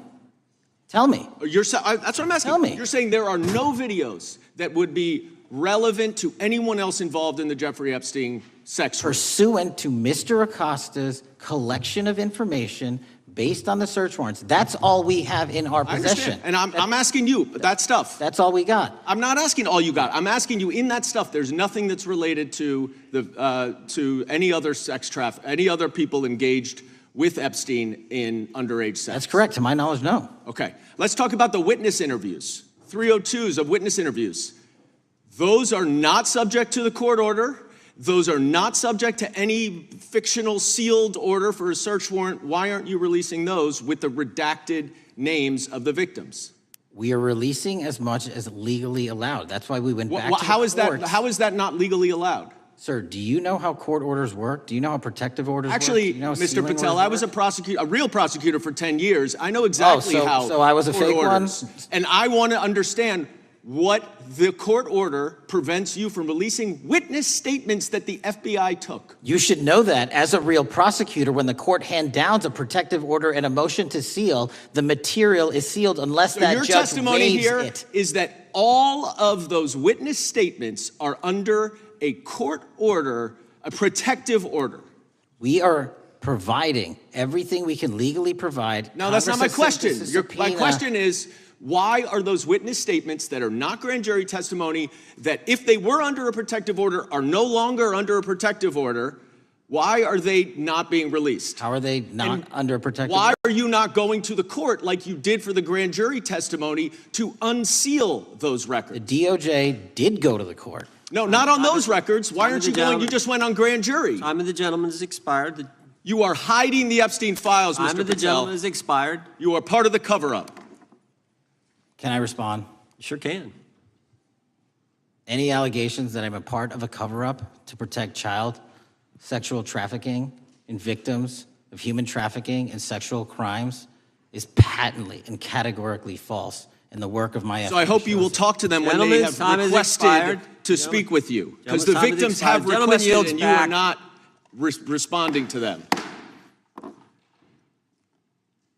Director, yes or no, is the FBI still spying on parents at school board meetings? No, sir. Is the FBI still targeting Catholics? No, sir. Is the FBI still spying on President Trump? I don't believe so. Is the FBI still censoring Americans? No, sir. Is the FBI still targeting Americans for shopping at Cabela's or purchasing Bibles? Nobody is targeted for their faith. Is the FBI still targeting Americans who are pro-life? Nobody is targeting anyone for their beliefs. Is the FBI still cooking the books on crime data? The crime data is real. Is the FBI still purging agents for conservative viewpoints? No one at the FBI has asked their viewpoints on policy. Is the FBI still labeling the Betsy Ross flag, the flag of the American Revolution, a hate symbol? No. Well, maybe that's why you've been able to, what was the number? 23,000 bad guys you've arrested, a huge increase from the same time period in the previous administration. I think you said 1,400 predators, 4,000 children rescued. Were those the facts?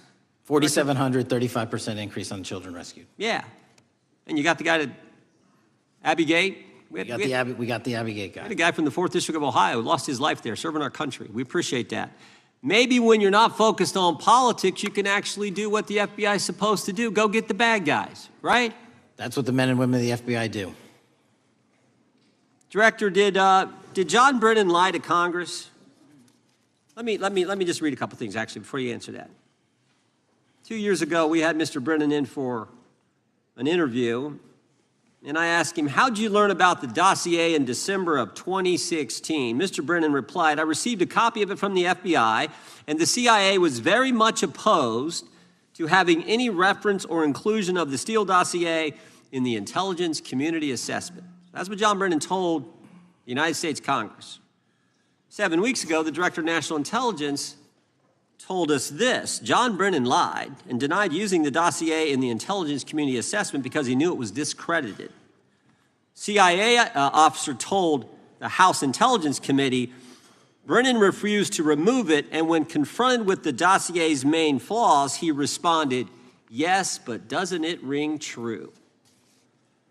John Brennan lied to us? Mr. Chairman, I won't stylize the evidence. What I will say is that the intelligence community assessment, those that created it and any individual involved with it, is an ongoing investigation. There's an investigation into what took place in December and January of December 2016, January 2017, when this whole thing started, this grand conspiracy. That is being investigated, is that right? That has been publicly announced by the department. That's been announced by the department. Did Chris Wray hide documents from this committee? You would know better than me, sir. Well, I think you told us like 700 pieces of information you've given this committee since you've been the director relative to just one incident, the Catholic memorandum from the Richmond field office. I can give you the comparison, sir. Yeah, the Catholic memo, I believe we turned over 750 documents. In Mr. Ray's tenure, I believe they turned over 19 pages. 19 pages. You've given us 700. Why would Chris Wray hide information from this committee? You'd Want to hazard a guess? I'm sorry? Hazard a guess why he would do that? I don't know, sir. I think maybe it was because FBI was spying on a priest, trying to get him to break the priest penitent confidence that exists. You think maybe that was the reason? You'd have to ask him, sir. Yeah, we'd love to do that. I want to read a few names here. Arctic Haze, Tropic Vortex, Riding Hood, Foggy Falls, Echoes Fate, Sirens Lure, Genetic Christmas. What are these code names about, Director? You know? Not off the top of my head. Well, Arctic Haze, Tropic Vortex. My understanding, these are code names for leak investigations of classified information from the year 2017. Does that ring a bell? In terms of leak investigations, many of those are classified and many of those are ongoing, Mr. Chairman. But we are working with you to produce documents as we close those investigations or as we declassify them. Let me ask you this question, because this is something I've wondered about, the way the FBI used to work. This whole thing so many of these things unfolded. Seems to me you had all these people in government leaking information that then gets reported in the press, and there's a story written about it, and then that article is then used to further the investigation and move forward with what they want to do. Did that take place back in 16 and 17? That's the exact scenario that took place in the FISA application for Carter Page and the rest of the Trump campaign. And that is frightening, because that's what the CIA is supposed to do in foreign countries. It's not supposed to happen to Americans, but it did, didn't it, Director? Yes. And not just any Americans, it happened with the President of the United States. Is that accurate? Yes, sir. Yeah, and you were the key guy in helping expose that. And I think our country will be forever grateful for what you did to let the country know that was going on involving Americans, which is not supposed to happen, and not just, again, any American, but the President of the United States. Chair now recognizes the gentlelady from California. Thank you, Mr. Chairman. I'm concerned by reports that FBI agents have been diverted from their important work on crime and anti-terrorism to work on matters that are not critical to our safety. I'd like to play the video, the whole video Jeffrey clip. Epstein's Black Book? Black Book. FBI. But who? That is, I mean, there's... Oh, that's under direct control of the director of the FBI. But the Black Book, it's not just sitting, I mean, that's Hoover power times 10. And to me, that's a thing I think President Trump should run on. On day one, roll out the Black Book. In contrast to that attitude of let it all out, we're getting reports of actions that run contrary to getting everything out and that also involve diversions of FBI resources. For example, an FBI whistleblower reported that you were pressured by the Attorney General to place 1,000 personnel on 24-hour shifts to mine roughly 100,000 Epstein-related records to redact President Trump's name from the files. Bloomberg reported this, that you directed FBI special agents from the New York and Washington field offices to join the Bureau's FOIA employees in Winchester and another building a few miles away, and that while reviewing the Epstein files, FBI personnel identified numerous references to Trump in the documents, and people familiar with the matter said that Trump's name, along with other high-profile individuals, was blacked out. Now, the New York Times reports, and this is a quote, Justice Department officials diverted hundreds of FBI employees and federal prosecutors from their regular duties to go through the documents at least 4 times, including once to flag any references to Mr. Trump and other prominent figures. Details of the review were based on accounts by 3 former FBI and Justice Department officials who spoke on condition of anonymity because of fears of retaliation, and further that the FBI finished, after they finished its review of the files and materials, was sent to a team of Justice Department lawyers who double-checked the FBI's redactions and, quote, were instructed to flag any mentions of Mr. Trump and other celebrities. Now, I have 3 questions for you, Mr. Patel, about this. First, how many times did President Trump's name appear in the Epstein files? Was it more than 100, more than 1,000? Were the agents who were pulled from their duties to redact the president's name from the Epstein files working on criminal cases or national security cases or child sex trafficking cases? And are the number of agents that have been reported diverted for these purposes, is that accurate? No. No what? You asked if it was accurate. I said it wasn't. So you're saying that none of this happened? No, I'm saying it was inaccurate. Okay. How many times did President Trump appear in the Epstein files? More than 100? More than 1,000? No, and what we've been able to release is what we've been legally able to release, and that has been No, that's not provided the to question. public. I asked you, how many times did the president's name appear? I don't know. It's your testimony. You do not know that answer. The number of times, no. Could you tell us how many agents were diverted for this task and what they were working on?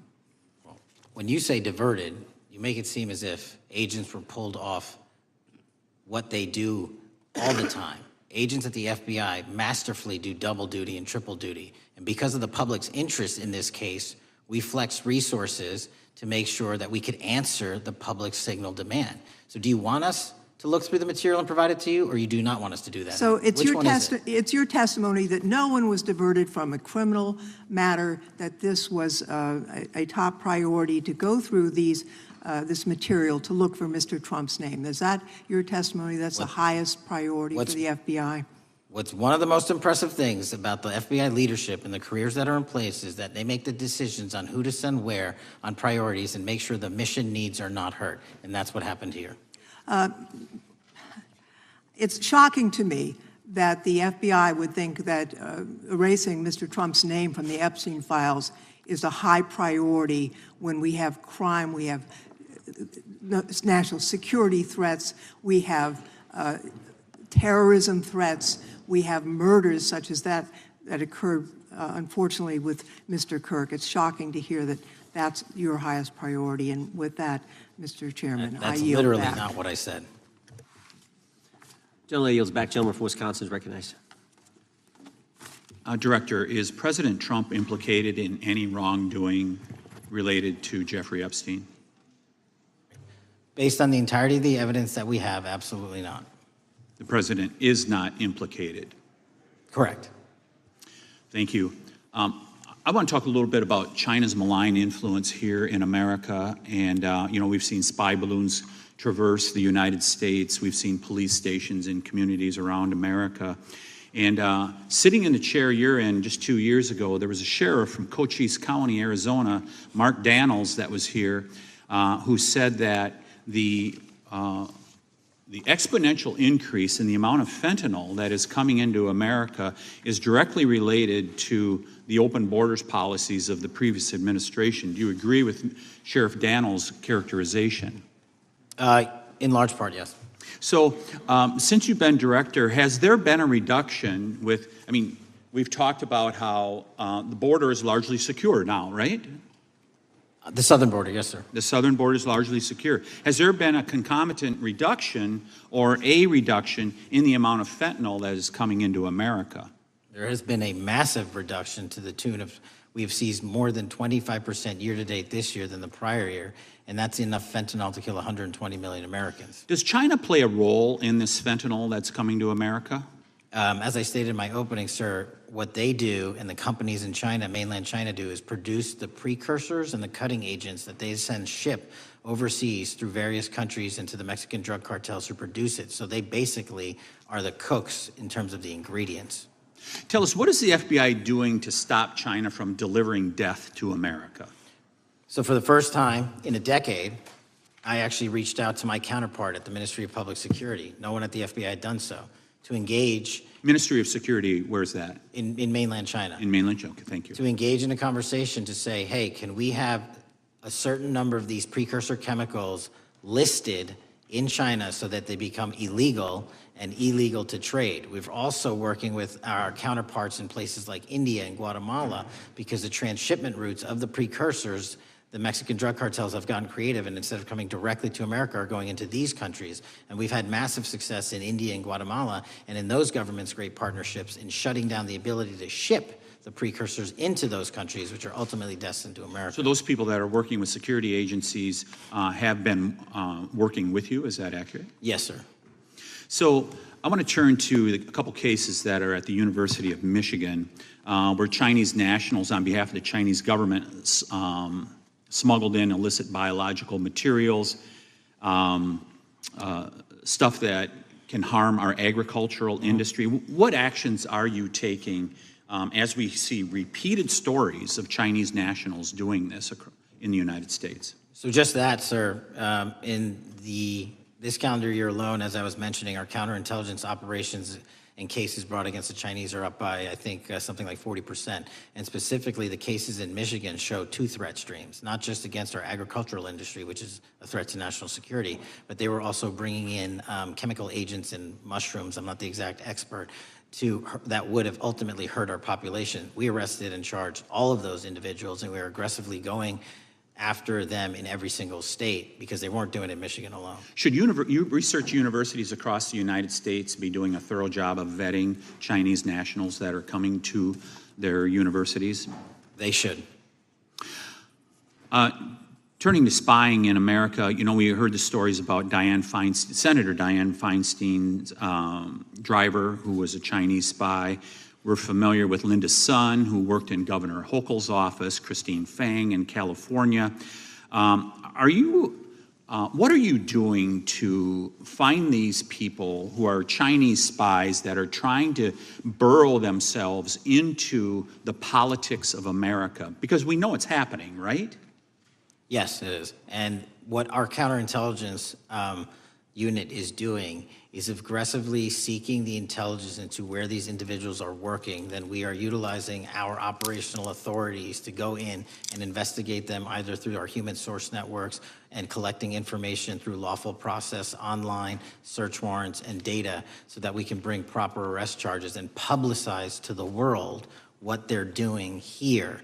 And just because we've caught a few doesn't mean we've caught everybody. We've got a lot more to go. I get one more quick question in. The FBI arrested a judge in Wisconsin, Hannah Dugan, for interfering with a federal law enforcement operation.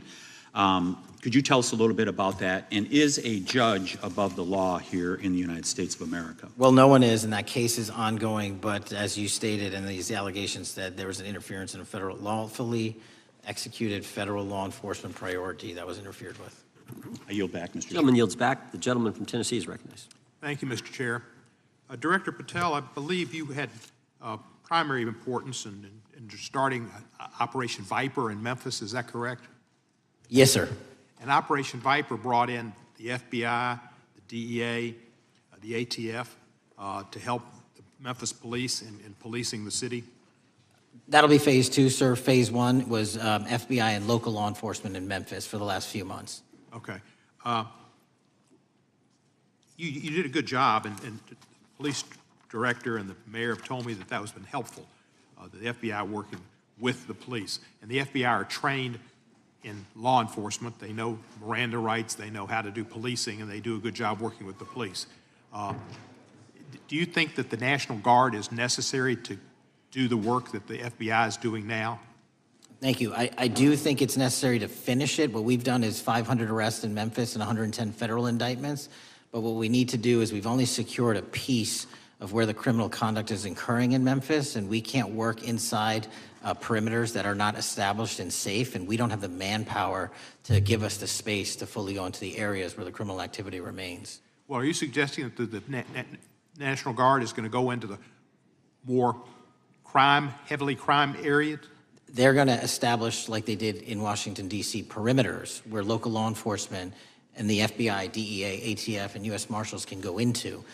We can't be going into all these areas knowing that they're extremely volatile and jeopardizing the safety of our agents. Did the National Guard do anything in Washington to help the FBI stay safe from these dangerous elements? They established perimeters. Established perimeter, and the criminals knew about it, so they... It was a visible force, sir, so they kind of saw it. Well, what you did, I commend you for what you did, and I think the FBI coming in, we have a crime problem in Memphis. The FBI has helped, DEA will help, and the ATF will help. I don't think the National Guard's going to help, and what I've seen, they're not trained in law enforcement, are they? No, sir. And so that could be a problem. Who will direct the National Guard in Memphis? Will it be, will they have control over your agents? No, sir, they won't. Who will have control over your agents? You? Well, the SAC and then ultimately the chain of command up to Washington, D.C. will control the FBI, but there's a task force that was put together that is going to be led by an interagency. The heads of U.S. Marshals, DEA, and FBI will be working together with DHS collectively on this. Have you visited Memphis before? Yes, sir, I have. So you know how good a city it is. I love Memphis. A lot of us do. And Memphis is a great city, great history, Civil Rights Museum. Might say something about slavery, but that was the history. Needs to be taught. Blues, Elvis. Beale Street. Beale Street, right. Barbecue. And people should come. It's not a troubled city. We've got some crime, but it's not a troubled city. We're not troubled, and we love our city, and we hope that the National Guard doesn't come in and cause people to have questions about Memphis because it's a city they should visit. Let me ask you this about, you said that the homicide rates are coming down to an all-time low? In modern recorded U.S. history, yes, When sir. does modern recorded history start? I think the FBI, and I'll get back to you on this, has stats on that going back about 30 years, sir. Okay, I was thinking back to Ozzie and Harriet, and I didn't think you could beat Ozzie and Harriet's time. Secondly, you mentioned the Epstein case. Did any of the women that were victims, and they came up here and had a press conference and all, did any of them contact your office and ask to give information? To my knowledge, no, sir. If they did, let me ask you first, is there a statute of limitations on sex crimes like that, with sex with a minor, rape? The DOJ is the expert, but I do not believe there's a statute on that, limitations on that.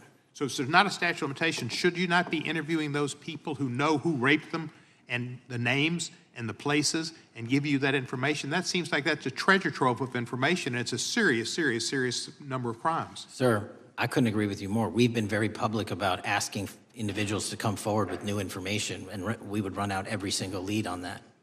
Well, I'm sure the women will come forward, especially today, to be sure that they will get an opportunity, because that seems like something we ought to do. Mr. Driscoll, what was his reputation? I can't comment on Mr. Driscoll's matter. It's an ongoing litigation. Yeah, but his reputation you could tell us about. I can't tell you about his reputation. His work has been laid out in that lawsuit. How many of the FBI agents who worked on the January 6th case have been fired? I don't have that number, sir. Do you have a ballpark figure? No, but I can tell you that individuals based on case assignments in the FBI that I have led have not been terminated for case assignments. Thank you, sir. And come back to Memphis, and you work with Kevin Kane in our Tourism Bureau. He's great. Thank you. And thank you for your work in Memphis. Gentleman, yields back. Mr. Chairman, I have a unanimous consent request. Gentleman's recognized. So I've 4 documents I'd like to introduce into the record. The first one is Jeffrey Epstein's 6 story played out for years in plain sight.